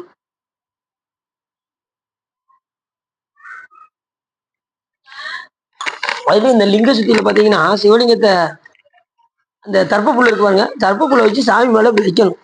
சாமியை சுத்தி பண்றது வச்சு அதுக்கப்புறம் தான் என்ன செய்யணும், சாமிக்கு அபிஷேகம் எல்லாம் பண்ணணும். நாங்க என்ன செய்வோம் தெரியுமா, தர்ப்பப்புல்லுக்கு எங்க போக மோதிரம் இருக்கவங்க டக்குன்னு அப்படி திரும்பி சாமி மேல மோதிரத்தை எடுத்து சாமி மேல வச்சுக்கோம். அது தர்ப்பைக்கு சமமானது என்ன, மோதிரம், தர்ப்ப மோதிரம், அதை வச்சு வைக்கணும். அது மாதிரி இன்னும் யாரு தீட்சை எடுத்தவங்க இன்னும் அந்த மோதிரம் யாரு வாங்காம இருக்கா? நீ வாங்கலையா? முதல் வாங்கிங்க சார், மோதிரம் போட்டுதான் அனுஷ்டானம் பண்ணணும். நீங்க வாங்கிட்டீங்க, வேற யாரும் வாங்கிட்டீங்களா? எல்லாம் வாங்கிட்டீங்க, நீங்க வாங்கிட்டீங்க. ஆரம்பத்துல இருந்து வாங்கலையா? முதல்ல அதை செய்ய சொல்லுங்க சார், பாத்துக்கணும்னா. ஏன்னா அது வந்து தர்ப்பைக்கு சமமானது. தர்ப்பை வச்சுதான் நம்ம என்ன செய்யணும், மோதிரமா அணிந்து கொண்டு சமய தீட்சையை நம்ம அனுஷ்டானங்கள்லாம் பண்ணணும். இல்லாதவங்க அந்த தர்ப்ப மோதிரத்தை வச்சு செய்யணும். சரிதானா? சரி. எழுத்து கூட்டங்களுள் ஓர் ஓம் எனும் ஓம் யாம் முனிவர்கள் அகத்தியம் யாம் அழுத்தமுற்ற யோகிகளுள்ள அருமை தத்தாத்திரே எனும் யாம் சிறந்த தகுதியுடைய சிவனார் திருவிடிகளில் அன்பு மிக்க அடியவருள் தெய்வ பால்கடலில் கண்வளரும் திருமாலும் யாம். அடியார்களையும் அவர் ஒருத்தரா இருக்காராம், திருமாலாவும் இருக்காராம், முழுப்பெருமான் மும்மூர்த்திகளாகவும் இருக்காரு, எல்லாமாவும் இருக்காரு சாமி. அதான் இப்போ ஒண்ணு ஒன்னா தனித்தனியா எடுத்து வீரவாகத்தை நான் கொஞ்சம் சுருக்கமா சொல்றேன்ப்பா அப்படின்னு சொல்லி சொல்றாரு முருகப்பெருமான். யார்கிட்ட? வீரவாகு தேவன். புண்ணியத்தின் வடிவாய புரியவையில் காசியுள் நான். என்ன சொன்னாரு, புண்ணியத்தில் சிறந்தது எது? காசி. அந்த காசியாவும் நான் இருக்கின்றேன் அப்படிங்கிறார் முருகப்பெருமான். எவ்வளவு பெரிய சிறப்பு. புண்ணிய உருவான தலங்களுள் காசி பதியும் யாம், 7 மலைகளுள் வானராவிய இமயமும் யாம். இமயமாகவே சாமி முருகப்பெருமான் விளங்கி. அப்ப அங்க போகும்போதெல்லாம் நீங்க முருகப்பெருமான் நினைச்சுக்கிட வேண்டியது. இமயமலை பார்த்தாலும், கடலை பார்த்தாலும், மலைகளை பார்த்தாலும், இந்த உலகத்தையே பார்த்தாலும் முருகப்பெருமானுடைய வடிவு என்று நாம் பார்க்க வேண்டும். எல்லாமாகவும் முருகப்பெருமான் விளங்குகின்றார். ஒவ்வொரு தலங்களுடைய பதியாவும் முருகப்பெருமான் விளங்குகின்றார். அதே புண்ணிய தலமாகிய காசியாவும் சாமி அங்கே விளங்குகின்றார் அப்படின்னு சொல்றார். காசி எவ்வளவு பெரிய முக்கியமான சேத்திரம். ஒருவராதென்று தன் எல்லை வட்டத்திற்கும் உற்றிருந்து இறந்தவருக்கு உமை இலைப்பாற்றி கும்பர்கோன் விசுவபதி வந்து ஒருவளை செவியினால் தாரக பிரம்மத்தை உபதேசமாய் அருளியும் ஈரட்டு வடிவு தரும் காசி மாநகர் என்று அந்த பாடல் நமக்கு சொல்கிறது. அங்கே தங்கி இறக்கின்றவர்களுக்கு உமை இலைப்பாற்றி விஸ்வநாத பெருமான் என்ன பண்ணுவாரா, வலது செவியில உபதேசம் செய்து அந்த உயிருக்கு மோட்சத்தை தருகின்றார். குருவாக வந்து உபதேசம் செய்து மோட்சத்தை தருகின்றார். அப்ப அந்த புண்ணிய வடிவாகிய காசியும் பதியாகவே முருகப்பெருமான் விளங்குகின்றார்னா காசியினுடைய இது சிறப்பை நம்ம வேற எப்படி சொல்லுங்க போவோம். சாமி முருகப்பெருமான் அங்க காசியாவே இருக்காராம், இந்த தலமாகவே இருக்காராம். எவ்வளவு சிறப்பு பாருங்க. காசி வந்து எண்ணி பார்க்க முடியாத படைப்புகளில் பிரம்மனும் யாம், அருளோடு காப்பொருள் தகுதியுடைய சிறந்த திருமாலும் யாம், கடுமையான சங்கார தொழில் செய்பவர்கள் காலாக்கி புவன ருத்ரரும் யாம். காலாக்கி ருத்ரர் யாரும் தெரியுமா உங்களுக்கு? இந்த நீங்க சிவபூஜை பண்றவங்க இந்த பெட்டி வச்சிருப்பாங்க, சிவபூஜை பெட்டி வச்சிருப்பாங்க. அதுல அந்த பெட்டியை திறக்கும் போது காலாக்கி ருத்ரர் இருப்பார். அவருக்கு ஒரு பூஜை பண்ணிட்டு தான் அவருக்கு ஒரு தீவாரணை காட்டி அச்சுதை பண்ணி அவருக்கு நெய்வேத்தியம் ஊட்டி தீவாரணை காட்டிட்டு தான் நீங்க என்ன செய்யணும், அந்த பெட்டியே திறக்கணும். அதுக்கு யார் இருப்பா அப்படின்னா காலாக்கி ருத்ரர் தான் இருப்பார். அப்போஸ்தலர் ஒரு பாடலே பாடியிருக்காரு பாத்துக்கோ. அந்த சாமி வந்து அங்க பெட்டகத்துல பாதுகாப்பாக அங்க இருக்கின்றார் என்று அப்போஸ்தலர் அந்த பாடல பாடுறார். அந்த காலாக்கிருத்தருக்கு சிறப்பு செஞ்சுட்டு அதுக்கப்புறம் தான் பெட்டியை திறந்து சாமியை வந்து அவர் பத்திரமா பார்த்துருப்பாரு. அதுக்கு பாதுகாப்பாளராக காலாக்கிருத்தர் இருப்பார். அதை எடுத்து அதுக்கப்புறம் தான் சாமியை வச்சு நாம சிவ பூஜை செய்ய வேண்டும். அதே மாதிரி மறுபடியும் உள்ள ஒடுக்கிக்கும் போது பூட்டிட்டு காலாக்கிருத்தருக்கு ஒரு பூஜை. உங்களுக்கு புரியுதா? இப்பதாங்க நாங்க சமய தீட்சையை எடுத்திருக்கோம். நான் சிவபூஜை எடுக்கும்போது கண்டிப்பா நாங்க என்ன பண்ணிடுவோம், அதை பத்தி நாங்க அறிஞ்சுக்கிறோம். இப்பயே தெரிஞ்சு வச்சுக்கோங்க. இதெல்லாம் சரிதானா? இதெல்லாம் வந்து பாத்தீங்கன்னா இது சொற்பொழிவுலாம் கிடையாது. நல்லா இது சொற்பொழிவுலாம் தாண்டி இதெல்லாம் நமக்கெல்லாம் கிடைக்கக்கூடிய பாடம். இதெல்லாம் புராணங்கள்லாம் நமக்கு நல்ல பாடம். முழுக்க முழுக்க என்ன வரும் அப்படின்னா எல்லா புராணங்களிலும் சொல்லக்கூடிய கருத்து என்னன்னா சிவபூஜை. இப்ப திருச்செந்தூர் புராணம் என்ன வரப்போகுது, சிவபூஜை. முருகப்பெருமான் எப்படி சிவபூஜை பண்ணி காமிக்க போறான்னு கடைசியா தான் வரப்போகுது. எல்லா காஞ்சி புராணத்துல என்ன பார்த்தோம், அத்தனையும் சிவபூஜை. கந்த புராணத்துல என்ன பார்த்தோம், அத்தனையும் சிவபூஜை. திருவிளையாடல் புராணத்துல என்ன பார்த்தோம், அத்தனையும் சிவபூஜை. எல்லாமே சிவபூஜை தான். எல்லா புராணங்களும் சிவபூஜை தான். முடிவு சிவபூஜை தான். அதுல வந்து எந்தவித மாற்று கருத்தும் கிடையாது. முடிவுல இந்த உயிரானது சிவபூஜை செய்தாலுடைய முக்தி அடையாது, சிவதீட்சை பெற்றுக்கொண்டு சிவபூஜை செய்தாலுடைய முக்தி சித்தியாகாது என்று ஆறுமுக நாவலர் எழுதியிருக்காரு. யாரு? இலங்கையில் உள்ள ஆறுமுகன். முடிவு வந்து சிவபூஜை. எண்ணிலாக இயம்பிய இறைவதாம் விரும்பும் உண்மையாவது உசனையே என்று உரைத்தருள அன்னலாதமை அரிச்சனை புரிய ஆதரித்து அழைத்தால் பெண்ணின் நல்லவளோடும் பெருந்தவ கொழுந்து. இல்லாத ஆகமங்களை அருளிய இறைவனுக்கு ரொம்ப பிடிச்சது எதுன்னா சிவபூஜை. அதை செஞ்சு காமிச்சவங்க உபயம். சரிதானா? உமையம்மை செஞ்சிருக்காங்க, முருகப்பெருமான் செஞ்சிருக்காரு, விநாயகப் பெருமான் செஞ்சிருக்காரு, அம்பாள் செஞ்சு காமிச்சிருக்காங்க. சாமியே தன்னைத்தானே அரிச்சிருக்காரு. இதுக்கு மேல என்ன செய்யணும் சொல்லுங்க பார்ப்போம். இப்ப சொன்னவரே செஞ்சு காமிச்சாரும் நம்ம செஞ்சுதான் ஆகணும். தலைவரே சொல்லிட்டாருன்னா தொண்டர் என்ன செய்யணும், செஞ்சே ஆகணும். அதுல எந்த விதமான மாற்றுக்கிறதும் கிடையாது. தலைவரே கழகத்துல இறங்கிட்டாருன்னா நாம கஷ்டத்துல இறக்கணும், இறங்கக்கூடாதா? ஓரத்துல இருந்து வேடிக்கை பார்த்தோம்னா நம்ம வேலைக்கு ஆக மாட்டோம். புரியுது அவங்களுக்கு? தலைவர் என்ன சொல்றாரோ அதை கேட்க வேண்டியது தொண்டர்களுடைய. நமக்கு தலைவர் யாரு? அப்ப அவர் சொன்னதை நம்ம கண்டிப்பா கேட்டே. சரி, குருவருள் பெறணும். குருவருள் பெற்று திருவருளை அடையக்கூடிய உபாயத்தை நாம் பார்க்க வேண்டும். காலாத்தின் ஊழல் உத்தரவும் யாம், வெடுக்குடைய செயலருள் வெள்ளற்கரிய காலனும் யாம், அழகுடைய குருமூர்த்தி. அப்ப காலனா இருக்காரு அப்படின்னா அந்த காலனுக்கு இந்த வேலையை செய்ய வேண்டும் என்று சொல்வது யாரு? ஒரு சாமிதான். அப்ப அவங்க வந்து தர்மத்தை கடைபிடிப்பாங்க. இப்ப தர்மத்தை யமதர்மன் வந்து ஒரு உயிரை எடுத்துட்டு போறாரு அப்படின்னா அவரு இஷ்டத்துக்குலாம் எடுத்துட்டு போக மாட்டார். யாருடைய உத்தரவின்படி எடுத்துட்டு போவாரு? சிவபெருமானுடைய கட்டளைப்படி வந்து அந்த ஆன்மாவை எடுத்து செல்வார். இந்த 16ஆம் நாள் இது வைக்கிறாங்கல்ல, 16ஆம் நாள் விஷயத்தை வைக்காங்களா, அன்னைக்கு தான் ஜட்ஜ்மெண்ட்.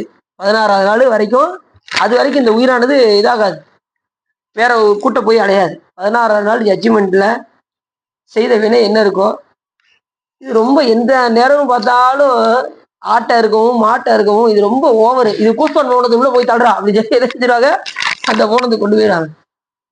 ஒவ்வொன்றும் அங்கேயும் இந்த எண்ணெய் செட்டில் பொறிக்கிறதுலாம் உண்டா அப்படின்னா உண்டு. ஏன்னா அருளர்கள் சொல்றாங்க நரகம் இருக்கு, 72 கோடி நரங்கள் இருக்கு, அங்க எண்ணெய் செட்டில் பொறிக்கிறது இருக்கு, நெருப்புல வாட்டுறது இருக்கு, தீவாய் நரகிடையிட்டு மல்லாக்க தள்ளி மறித்து வைப்பாருங்கிறாரு திருமூலதேவனார். 3000 வருஷம் வாழ்ந்து திருமூலதேவனாருக்கு மேலேயே நம்ம படிச்சுட்டோம். அவர் நரகத்தை பத்தி சொல்றாரு. யார் ஆட்டை எடுத்து சாப்பிட்றாங்களோ எங்க தீவாய் அந்த தீ பக்கத்துல கொண்டு போய் நிப்பாட்டிடுவாங்க. வெப்பம் தாங்க முடியாதான், ஆனா உயிர் போகாது. வெப்பம் தாங்க முடியாது, உயிர் போகாது. ஏன்னா அதுக்கு தகுந்த மாதிரி இறைவனுடைய கருணை பாருங்க. அங்க கூட இந்த உயிர் தாங்குவதற்கு தகுந்த மாதிரி உடம்பு சாமி கொடுக்காது. அதான் இறைவனுடைய கருணை. உயிர் போகாது. அப்புறம் என்ன செய்வோம், மல்லாக்கத்து இப்படி இப்படி இப்படி நின்றுகிட்டு இருப்போம்ல, வெப்பத்தை தாங்க முடியாது நின்றுட்டு இருக்கும் போது இப்படி காலை இப்படி வச்சுக்கிட்டு தூக்கி மல்லாக்க தூக்கி போட்டுருவாரான். மல்லாக்கத்தள்ளி மறித்து வைப்பாரு அப்படிங்கிறாரு. என்ன உனக்கு வெப்பம் வருது உனக்கு தெரிய மாட்டேங்குன்னா, என்னென்ன பாவம் செஞ்சுட்டு வந்திருக்க, எத்தனை பேர் உனக்கு பாடம் நடத்திருப்பாங்க, எத்தனை சொற்பொழிவு நீ கேட்டிருப்ப. அப்படி வந்து நீ கடைக்கு போய் ஞாயிற்றுக்கிழமை ஆயிடுச்சுன்னு மஞ்சள் போய் தூக்கிட்டு நீ கிளம்பிடுற போட்டுருவாராம். புரியுது அவங்களுக்கு? இன்னுமே அடுத்து ஒரே லேச பிளேடை வச்சு கீழ்த்தினாலே நம்மளால தாங்க முடியுதா? யோசிச்சு பாருங்க. ஒரு உயிரோட கழுத்தை வெட்டவும், காலை வெட்டவும், கோழி காலை போட்டு திருக்கவும், கழுத்தை திருக்கவும், இதை சாப்பிட்டா என்ன ஆகும்? நாம அந்த துன்பத்தை அடைய வேண்டும், அதை மறந்துடாங்க.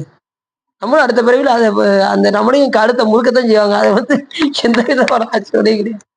அந்த பிறவி எடுத்து அதை அனுபவிச்சு தான் தீக்கணும், வேற வழியே கிடையாது. இங்க தப்பிச்சிட்டோமா அங்க போய் மாட்டிடுவோம். எங்க எமன்ட்ட போய் மாட்டிதான் ஆகும். அவன் கொடுக்குற தண்டனையை வாங்கித்தான் ஆகணும், வேற வழியே கிடையாது. இங்க நேரம் என்ன சொல்றாங்க, எங்க என் கண்ணுக்கு முன்னாடிதான் நிக்கிறாரு, அவன் நல்லா இருக்கான், நான் மட்டும் இப்படி இருக்கேன் அப்படிங்கிறாங்கல்ல. இன்னும் அட்டுழியம் பண்ணான், அவன் நல்லா இருக்கான், நாங்க இப்படி கஷ்டப்படுறோம் அப்படிங்க. ஆனா இங்க அவங்க நல்லா இருப்பாங்க. ஆனா மறுபிறவில என்ன ஆவாங்கன்னு நம்மளால சொல்ல முடியும். தீவாய் நரகிடையிட்டு மல்லாக்க தள்ளி மறித்து அந்த செலவு தான் அவங்களுக்கு வரும். இப்ப நமக்கு துன்பமா இருக்கும், ஆனா பின்னாடி நமக்கு இறைவன் திருவடிக்கு போயாச்சுன்னா இன்பமயமாக இருக்கும். கொஞ்சம் அதனால நீங்க எதை நினைச்சோம் நீங்க என்ன செய்ய வேண்டாம், கவலை வேண்டாம். ஆமா எந்த நேரமும் பெருமானுடைய திருவடியே நினைந்து நினைந்து நினைந்து உள்ளம் ஒன்றை வழிபாடு செய்தால் நம்ம உவகை சிறந்து என்ன செய்யலாம், மேலான இன்பத்தை நாம் அடையலாம். சாமியை மனம் ஒன்றி வழிபாடு பண்ணுங்க. உங்களுக்கு துன்பம் வருதா, நிறைய சொல்லுங்க அப்படின்னு சொல்லியிருக்கேன். உங்களுக்கு ரொம்ப துன்பம் வருதா, தாங்க முடியலையா, நிறைய பூஜை ரூம்ல போங்க, உட்காருங்க, கதவை பூட்டிருங்க, சாமியை பத்தி சிந்தனை. மிகவே நினைவில் யார் சொல்றா, கரெக்டா சொல்றாங்க, மாணிக்க வாசகர் சொல்ற. மிகவே நினைவின் யார, சிவபெருமான. மிகவே நினைவின் மிக்க எல்லாம் போக விடுமின்கள். மிகவும் நினைக்கணும், சாமி அதிகமா நினைக்கணும். நீல நினைந்த அடியேன், சாமி எப்படி நினைக்கணும், நீல சும்மா ஒரு நிமிஷம் அரை நிமிஷம்னா கிடையாது, நீல நினைக்கணும். அப்பதான் துன்பம் போகும். நினைக்கதான் துன்பம் போகும். மறக்க மறக்க துன்பம் வந்துடும். நினைக்க இன்பம் மிகும், இன்பம் வந்துகிட்டே இருக்கும். மிகவே நினைவின் மிக்க எல்லாம் போக விடுமின்கள், நகவே ஞாலத்து உள் புகுந்து நாயே எனைய நமையாண்ட தகவே உடையான் தனைச்சார தளராதிருப்பார் தாம் தாமே தமக்கு சுற்றமும் தாமே தமக்கு விதிவகையும் யாமார் யமதார் பாசமார் என்ன மாயம் இவை போக கோமான் பண்டை தொண்டரோடும் அவன் குறிப்பே குறிக்கொண்டு. என்ன குறிப்புல இருக்கணும், எப்ப சிவபெருமானுடைய திருவருள் கிடைக்கும், எப்ப அவன் திருவடி அடையும், அந்த எண்ணத்திலே இருக்கணும். எப்ப சொப்பொழிவு முடியும், டக்குன்னு வீட்டுக்கு போவோம், சீரியல் பார்ப்போங்கிறதுல இருக்கக்கூடாது. அவங்களுக்கு எப்ப சரி சிவாதார ஒரு 10 நிமிஷம் பேசட்டும் அப்படின்னு நீங்க நினைக்கணும். நீங்க நினைக்கிறது எனக்கு அடியிருக்கு புரியுது. அப்படி திரும்பிடுறேன். காலத்துல முடிக்க மாட்டாரு, 7:30 மணி ஆகிக்கிட்டு இருக்கு அப்படின்னு. அதனால மிகவே நினைவின் மிக்க எல்லாம். ஒரு இடத்துல சொற்பொழி பேச போயிருந்தேன், கிட்டத்தட்ட 2 மணி நேரம் சொற்பொழிவு. எங்க திருத்தங்கள் போயிருந்தேன், 2 மணி நேரம் முதல்ல சொற்பொழி பண்ண போயிருக்கேன். 4 to 6 அப்படின்னு சொல்லி 4 மணிக்கு ஆரம்பிச்சேன். அது போகுது 8 மணி ஆயிடுச்சு. 4 மணி நேரம் எல்லாரும் யாரும் எதுக்கே இல்லை, பேசிக்கிட்டே இருக்க முடிச்சுட்டு 6 மணி ஆயிடுச்சா அப்படின்னு கேட்க, 8 மணி ஆயிடுச்சு, பள்ளியை முடிச்சு ஆரம்பிச்சுட்டாங்க. அதாவது அது நல்ல உட்காந்துருக்காங்க, அது வேற விஷயம். இருந்தாலும் மனம் ஒன்றி பேசுறதுனால டைம் போடுறது தெரியல. அதுக்கு சொல்றேன், டைம் போடுறது 4 மணி நேரம். ஒருத்தர் அசரவே இல்லை, அப்படியே உட்காந்துருந்தாங்க 4 மணி நேரம். இல்ல யாராவது ஒரு ஆளு இப்ப இப்ப நம்ம இடத்துலதான் சிவா மணி 8 ஆயிடுச்சு, நீங்க முதல்ல பிடிக்கீங்களா, அவங்க யாரும் எதிக்கல. 8 மணி ஆயிடுச்சு. அப்புறம் அதுக்கப்புறம் அடி என்ன பண்ணிட்டேன், ஒரு வாட்சியை போட்டுட்டே போயிட்டேன். அடுத்த செம்மணில எழுதிச்சேன் 5 மணிக்கு அடிச்சு 7 மணிக்கு முடிச்சிட்டேன் அடுத்ததுல. அப்புறம் ஒரு தடவை என்ன செஞ்சேன், 3 மணி நேரம் ஓடிச்சு. அதுக்கப்புறம் ஒரு வட்டம் நீங்க வரும்போது ஒரு வட்டம் கூட கூட்டு போகும்போது 3 மணி நேரம் பேசணும். அது இப்ப சாமியோடைய புகழை சொல்ல நமக்கு என்ன, அதை மீறி போய்கிட்டே இருக்கும். அவருடைய எல்லை இல்லாத கருணை எப்படி இப்ப தெரியுது. நீங்க காலை நீட்டு போது கொஞ்சம் சில பேருக்கு வந்து அந்த மாதிரி இல்ல இருக்குங்களா. அது என்னன்னா சில பேரால் அது 1 மணி நேரம் உட்காந்துருக்க முடியாது. தெரியும், அன்னைக்கு 4 மணி நேரம் உட்காந்து கீழே தரையில தான் உட்காந்துருந்தாங்க, தரையில தான் அடிமை உட்காந்து பேசிக்கணும். அது இப்பெல்லாம் நம்ம 4 மணி நேரம் பேசணும்னு வச்சுக்கோங்களேன். நீங்க நல்லா 4 மணி நேரம் என்ன சார், நீங்க 6 மணி நேரம் கூட உட்காந்து பேசுங்க, நாங்க உட்காந்து நீங்க பாட்டு பேசிக்கிட்டே இருக்க அப்படின்ட்டு ஒவ்வொரு ஆளா பின்னாடி இப்படி போவாங்க. இவர் முடிக்கிற மாதிரி தெரியல,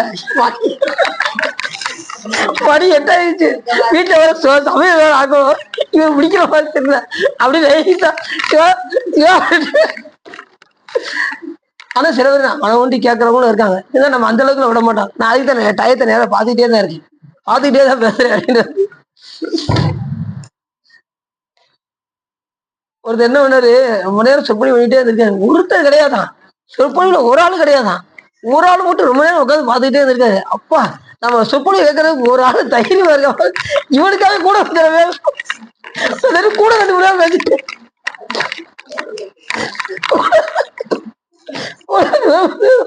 அதுக்கப்புறம் ஒரு வழியா முடிச்சுட்டாரு. முடிச்சது அந்த ஆளை கூப்பிட்டு, உண்மையிலே உங்களுடைய சிறப்பு ரொம்ப சிறப்புங்க, என்னுடைய சொற்பொழி அதனால விட்டு நீ உட்காந்துருக்க, துண்டு என்னுடைய துண்டியா, நான் எப்படா நீ எடுத்து அந்த துண்டு எடுத்து எனக்கு துண்டு எவ்வளவு மனசு, நாங்க நீ இன்னும் முடிச்சுக்கலன்னு வச்சிருக்கவே, நான் கண்டிப்பா என் துண்டு போடாம பரவாயில்ல போயிட்டு எனக்கு துண்டை விட மடைஞ்சிரு, அதனாலதான் பொறுமையா இருந்து 2 மணி நேரம் இருக்கு அப்படின்னாரா. சரி, அது வந்து உலக சொற்பொழி. இது வந்து சாமியை பத்தி பேசும்போது அந்த மாதிரி எல்லாம் வராது. என்ன ஒரு சிரிப்புக்காக சொன்னேன். சரி, அப்படி சாமி எல்லாமாவும் இருக்கின்றார். சூரியன் தேரின் விருப்பம் பெறும் அரிய குதிரைகள் 7 எனும் பெயருடைய தாவும் குதிரையும் யாம், வீழ்ச்சி இல்லாத பல விலங்குகள் தகுதியுடைய சிங்கமும் யாம், பெருமை பெற்ற பறவைகள் பேராற்றல் கொண்ட சரபமும் யாம். பறவையிலே வந்து சரபம் வந்து ரொம்ப சிறந்தது. சரபம் பார்த்துருக்கீங்களா? பறவை சாமி சரபமூர்த்தி வடிவம் எடுத்திருக்காருல்ல. திரும்ப என்ன பண்ணாரு, இந்த நரசிங்க வடிவம் எடுத்து அந்த இரவும் இல்லாம பகலும் இல்லாம வெயிலும் இல்லாம மழையும் இல்லாம அந்த வாசப்படியில வச்சு அவருடைய இளநியனை அப்படி குடலை உருவினாரா. உருவும் போது அவருடைய கோபம் தனியில, காக்கும் பதவியில இருக்கக்கூடிய திருமாலுக்கு அடிக்க வேண்டும் என்கின்ற விருப்பம் வந்துருச்சு. அதனால சிவன் என்ன பண்ணாரு, இப்ப அவரை விட கொடிய உருவம் எடுக்கணும். இப்ப ஒரு பலசாலி அடிக்கிறோம்னா என்ன செய்யணும், இன்னொரு பலசாலியால தான் முடியும். அப்ப சாமி என்ன பண்ணாரு, அவருடைய ஆற்றலை அவருடைய கோபத்தை தணிப்பதற்காக அதை விட ஒரு கொடிய உருவமாகிய இந்த சரவமூர்த்தி வடிவத்தை எடுத்துக்கொண்டு அவருடைய கோபத்தை தணித்து சாமி அப்படியே மேல கூட்டு போனாரு. கூட்டு போய் அவருடைய கோபத்தை தணித்து மறுபடியும் அவருக்கு அந்த காக்கும் பதவியை சிவபெருமான் வழங்கினார் கருணையோடு அப்படின்னு ஏற்கனவே பார்த்திருக்கோம். சரவமூர்த்தி வடிவம் அந்த அம்பாள் வந்து யாரும் தெரியுமா உங்களுக்கு? சரவமூர்த்தி அது சிங்கத்தோட கொடிய உருவமா இருக்கும், முகத்தை பார்த்தா பயங்கரமா இருக்கும். அந்த மாதிரி வடிவம் சிவபெருமான் எடுத்தார். அதுக்கு உரிய தேவி யாருன்னா பிரத்யங்கிரா தேவின்னு சென்னையில கோயில் கூட இருக்கு. பிரத்யங்கிரா தேவி கேட்டு இருக்கீங்களா? அது சிம்ம வடிவத்தோட இருக்கும், அந்த முகத்தை பார்த்தீங்கன்னா தெரியும். அப்படி சரபமாகவும் இறைவன் இருக்கின்றார். ஆயப்பெரும் 11 உருத்தர்கள் சால்வுடைய சங்கரன் யாம். 11 உருத்தரர் யாருன்னா அஜன், ஏவன், ஏமபாதன், அகிப்புத்திரன், துவஷ்டா, ருத்ரன், ஹரன், திரியம்பகன், அபராஜிதன், ஈசானன், திரிபுவனன், சங்கரன் என்பவர். இதுல வந்து சங்கரன் மட்டும் ஏகாதச ருத்ரன் பேரான். அந்த ஏகாதச ருத்ராகவே முருகப்பெருமான் விளங்குகின்றார். அத்தனை பேர் இயக்குகின்ற ஏகாதச ருத்ராக முருகப்பெருமான் விளங்குகின்றார்னு சொல்றாரு. பாதாளத்தில் உள்ள பாம்பரசர் பல தலைவர்களுடைய ஆதிசேடனும் யாம். சாமி எப்படி இருக்காரா? இந்த பூமியை தாங்கக்கூடிய ஆதிச்சேடனாகவும் முருகப்பெருமான் விளங்குகின்றார். மானச பொய்கையும் யாம். மதியில் மானச பொய்கைன்னா யார் யாரெல்லாம் மனசுல விரும்புகின்றார்களோ அந்த விரும்புவர்களுக்கு வந்து அருள் செய்யக்கூடிய பெருமானாகவும் முருகப்பெருமான் விளங்குகின்றார். புரிஞ்சுச்சா? கவி மிகுந்த காயத்ரியையும் யாம். காயத்ரி மந்திரமாகவும் முருகப்பெருமான் விளங்குகின்றார். பல வகை மரங்களில் யாம் அரச மரமாக ஆகின்றோம். மரங்களே சிறந்தது அது சாமி விலகி தோன்றாராம். அரசன் சொல்லியாச்சுனால எல்லா மரங்களும் அதுக்குள்ள அடங்கிடும். ஏன் அரச மரம் சிறப்பு சொல்லுங்க பார்ப்போம்.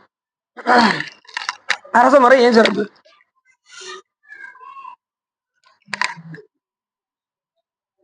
அரச மரம்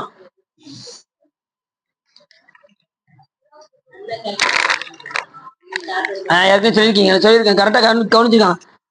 மற்ற மரங்கள் எல்லாம் கெட்ட வாயுக்களை வெளிவிட்டு கெட்ட வாயுக்களை உள்வாங்கும். அரச மரம் மட்டும் நல்ல வாயுவை வெளிவிட்டு நல்ல காற்றையே உட்கொள்ளும். நல்ல காற்றை உட்கொண்டு நல்ல காற்றையே வெளிவிடக்கூடியது அரச மரம். அதனால அதுக்கு எல்லா மரங்களுக்கும் அரசராக அது திகழ்கின்றது. நீ அரச மரத்து நிழல்ல போய் இப்படி உட்காந்து பாருங்க, அது வீசுற காத்துக்கே நீங்க உறங்கிடுவீங்க. அரச மரத்துக்கு அடியில போய் இருந்தீங்கன்னா, அதனாலதான் எல்லா அரச மரத்துக்கு அடியிலையும் விநாயகரை வச்சுப்பாங்க. ஏன்னா அது சுத்தமான காற்றை வெளியிடும். அங்க போய் நீங்க விளக்கு இதெல்லாம் பொறுத்துனீங்கன்னா உங்களுக்கு அந்த நல்ல எண்ணங்களும் செயல்களும் உங்களுக்கு இயல்பாகவே அங்க விளக்கேற்ற ஏற்ற ஏற்ற உங்களுக்கு இயல்பாகவே நல்ல எண்ணங்களும் சிந்தைகளும் உங்களுக்கு வரும். அரச மரத்தில் இருக்கக்கூடிய விநாயகருக்கு நீங்கள் விளக்கு போட்டீர்கள் என்றால் நல்ல சிந்தனைகளும் எண்ணங்களும் உருவாகும். அங்க இருக்கக்கூடிய விநாயகர் பெருமான் வழிபட்டால் எல்லா விதமான நன்மைகளும் உங்களுக்கு வந்து விளையும். கொஞ்சம் அப்படி அரச மரமாகவும் முருகப்பெருமான் விளக்குகின்றார். பிறவில் வந்த உயிர்கள் இறுதியில் கொண்டு போகும் வன்மையுடைய கிங்கருள் யமனும் யாம். யமுனாவே சாமி இருக்காரு. ஏன்னா அதை இயக்குவது யாரு? சாமி தான். யமனையே இயக்குறவர் அவர் தான். சித்தக தூய்மை விளைவு பொருள் ஆண்மையில் தகுதியுள்ள காட்டு கடவுளும் யாம். வலிமையுடைய வானங்கள் ஒளிமயமான உணர்வுள்ள அனுமனும் யாம். அனுமர் யாரு? ருத்ரர்களோட அதாவது அருணநாத பெருமான் சொல்றாரு அனுமர் யாரு அப்படின்னா, ருத்ரரில் சிறந்த அனுமன் என்றும் எவரும் இந்த வர்க்கத்தில் வந்து புலம்புவேனேங்கிறார். ருத்ரர்கள் சிறந்தவர் யாரு? அனுமன். எல்லாம் நினைச்சாங்க சிவபெருமான் தானங்க அவருக்கு போய் தொண்டு செஞ்சாரு அப்படிங்காங்க. சிவபெருமான் யாருக்கும் போய் தொண்டு செய்ய வேண்டிய அவசியமே, அவர் யாரையும் போய் இப்படி போய் கை தொழுவதே கிடையாது. நல்லா தெரிஞ்சுக்கோங்க. அவர் சேர்ந்தறியா கையான். யார் சொல்றா? மாணிக்கவாச பெருமான் சொல்றாரு இப்படி ரெண்டு கையும் போய் சேராதான் சிவபெருமானுக்கு வந்து. யாரையும் அவர் போய் தொழுத சரித்திரமே கிடையாது. எல்லாத்தையும் சிவபெருமான தொழும். சிவபெருமான் போய் யாரையுமே தொழுததே கிடையாது. அதாவது சேர்ந்தறியா கையான். இப்ப அனுமரை சொல்றாங்க அப்படின்னா, அனுமர் வந்து அந்த 11 கோடி உருத்திரர்கள்ல ஒருத்தர் தலையாயவர் சொன்னாங்க.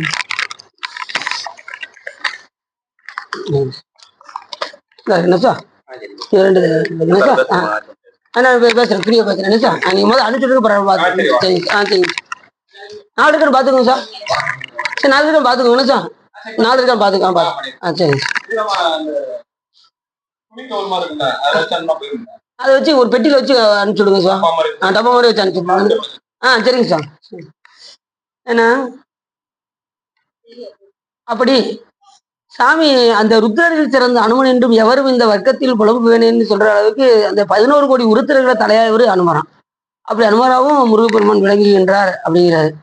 காட்டுக்கடவுளாகவும் சாமி விளங்குகிறார். பஞ்சபூதங்களுக்கும் தலைவராக விளங்குகின்றார். எல்லாமாகவும் விளங்குகின்றார். இப்படி எல்லாமே இதுல வந்து சொல்லக்கூடிய ஒரு கருத்து வந்து அதுதான். அப்படி அரிய தானங்களும் சிறந்த அபய தானமும் யாம். முக்கியமான தானம் என்ன? எல்லாத்துக்கும் அபயம் கொடுக்கறது தான். இப்ப கவலைப்படாதப்பா நான் இருக்கேன் அப்படின்னு சொல்லக்கூடிய கடவுள் யாரு? முருகப்பெருமான். யாம் இருக்க அப்படின்னு சொல்லக்கூடிய ஒரே இது முருகப்பெருமான். நீங்க பார்த்தாலே உங்களுக்கு தெரியும். யாம் இருக்க பயமேன்னு சொல்றாரு. அபயம் அளிக்கிறது அவர் தான். அஞ்சேன்னு சொல்லக்கூடிய பெருமான் அவர் தான்.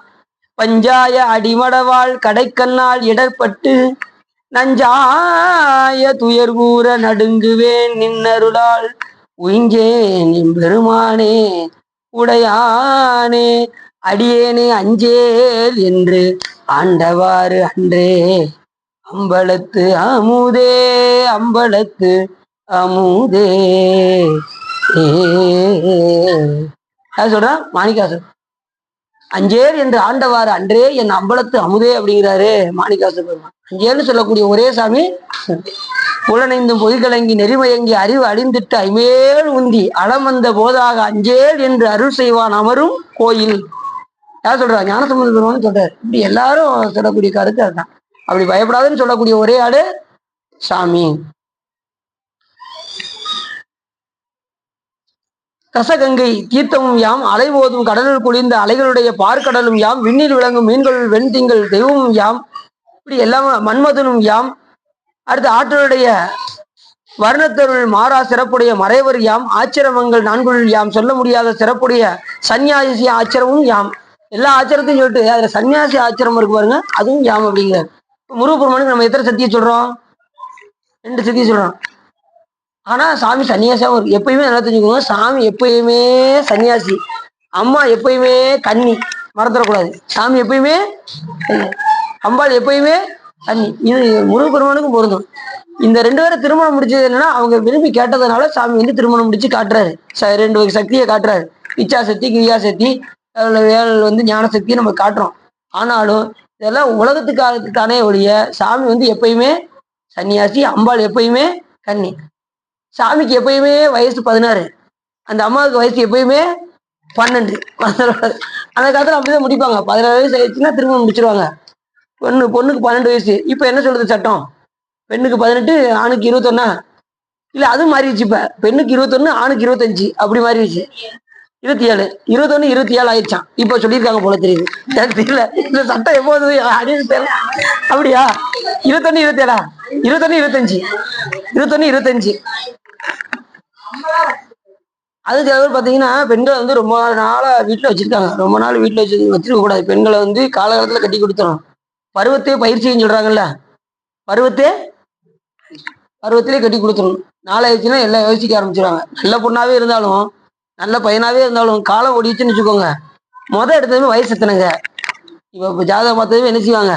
அதைத்தான் முதல்ல பார்க்காங்க. அவங்க என்ன கஷ்டப்படுறாங்க, அவங்க எப்படி இந்த மற்ற பிள்ளையெல்லாம் கட்டி கொடுத்து செஞ்சு இந்த கடைசி பிறந்த பையனுக்கு ரொம்ப சிரமம். கடைசி பிறக்கிறவங்களுக்கு ஒருத்தர் சென்னையில் அடிக்கடி போன் பண்ணுவாரு. நமக்கு இந்த டிக்கெட் புக் பண்ணி கொடுப்பாருல, அவருக்கு இன்னும் கல்யாணம் ஆகல. அவருக்கு வயசு 34 ஆச்சு. சிவா, எனக்கு இன்னும் திருமணமே ஆகலை அப்படிங்கிறாரு. நான் பொம்பளை பிள்ளையெல்லாம் கட்டி கொடுத்து செஞ்சு நமக்கு வரக்கூட எல்லாரும் முதல்ல வயசை தான் கேட்காங்க அப்படிங்கிறாரு. ஏன்னா வயசு ஆயிடுச்சுன்னா 30 தாண்டிச்சுனால என்ன செய்யறாங்க? எல்லாம் அதைத்தான் கேட்கறாங்க. எத்தனை நல்ல பையனா இருந்தாலும் அதைத்தான் கேட்கறாங்க. மற்ற எதையும் பார்க்க மாட்டேங்காங்க, வயசை தான் பார்க்கறாங்க. ஆனா பருவத்தே பயிர் செய். சரி சரி, நம்ம கதைக்கு வந்துடும். அப்படி 2வது சாமி எப்படி இருக்காரோ, தண்டையுள் யம தண்டனையும் சொரூபம் ஆகின்றோம். என்ன பெரும் தகுதியுடைய 4 வகை அவஸ்தைகள், எவ்வன அவஸ்தை எம் சொரூபம், அந்த அவஸ்தைகள்ல அந்த அந்த சொரூபமாகவே சாமி வழங்குகின்றாராம். அவஸ்தைன்னா இந்த அவஸ்தை கிடையாது, 5 அவஸ்தை இருக்கு பார்த்தீங்களா, அந்த அவஸ்தையாகவே சாமி இருக்கார். மானச வழிபாடும் ஆகின்றோம். வடம் கொண்ட பாம்புகளில் யாம் சொல்லற்கரிய வாசுகி பாம்பாக ஆகி. பாம்பு வந்து எத்தனையோ 8 வகை பாம்பு இருக்கு. பாம்புகள் எத்தனை இருக்கு? 8 வகை பாம்பு. அது என்னன்னா, அனந்தன், தட்சன், கார்கோடகன், பதுமன், மகாபதுமன், சங்கபாலன், குளிகன், இந்த வாசுகி. இந்த 8 வகை பாம்புல தலையாய பாம்பு எதுனா இந்த வாசுகி. அந்த வாசுகி பாம்பை எடுத்துதான் பார்க்கடல் கடையும் போது அந்த தேவர்கள் எல்லாம் தலைப்பகுதியை அசுரர்களும் வாழ்பகுதியை தேவர்களும் பிடித்து அந்த மத்த மலையை ஊன்றி கயிறாக, வாசுகி என்கின்ற பாம்பை கயிறாக வைத்து திரித்தார்கள். புரியுச்சா? அந்த வாசுகி பாம்பை தான் எடுத்தாங்க. இந்த அட்டை பாம்புகள்ல ஒண்ணுதான் எடுத்து அவங்க திரித்தார்கள். இந்த 8 பாம்புல அதுதான் தலையாய பாம்பாம், வாசுகி பாம்பு. அதாவும் சாமி விளங்குகின்றார். அந்த பாம்பாவும் முருகப்பெருமான் விளங்குகின்றார். தெய்வ புலமையொருள் யாசினம் யாம், கண்களுக்கு தெரிய வரும் அழகிய பொருட்கள் அனைத்தும் யாம், உள்ளத்தால் இவைகளை உணர்ந்து அரிய நூல்கள் பல முறைகளை ஆராய்ந்து குற்றமற்ற சிறந்த நின் வழிபாட்டை செய் என்று நான்முகன் தலையில் கொட்டி அவனை நம்பன் இத்தனை கடைசி இந்த பிரம்மாவை கொட்டுறாரு முருகப்பெருமான். அதை கொட்டினது யாம் அப்படிங்கிறாரு. வழிபாட்டை செய் அப்படின்னு சொல்லி முருகப்பெருமான் கொட்டினாராம். ஒரே இது படைப்பு தொழில் நீ என்னைக்கு வழிபாடு செஞ்சு மோச்சடைய போறான்னு கொட்டினாராம். அதுக்காக தான் கொட்டினாராம் முருகப்பெருமான். புரியுது அவங்களுக்கு? இப்ப பதவி மேல ஆசையை விட்டுட்டு நீ என்ன செய்யணும்? சிவபூஜை செய்து மேன்மை அடைய வேண்டும் என்பதற்காக முருகப்பெருமான் என்ன செஞ்சாராம்? நான்முகன் தலையில கொட்டினார். அப்பதான் அவருக்கு வந்து சிறைச்சாலை என்னதா மாறிச்சு? தவச்சாலையாக மாறியது. அப்ப யாராவது என்ன பண்ணணும்? சிவபூஜை செய்து மேன்மை அடைய வேண்டும் என்று காட்டினதான் முருகப்பெருமான். புரிஞ்சிச்சா? இப்ப எப்படி சொல்றாரு பாருங்க.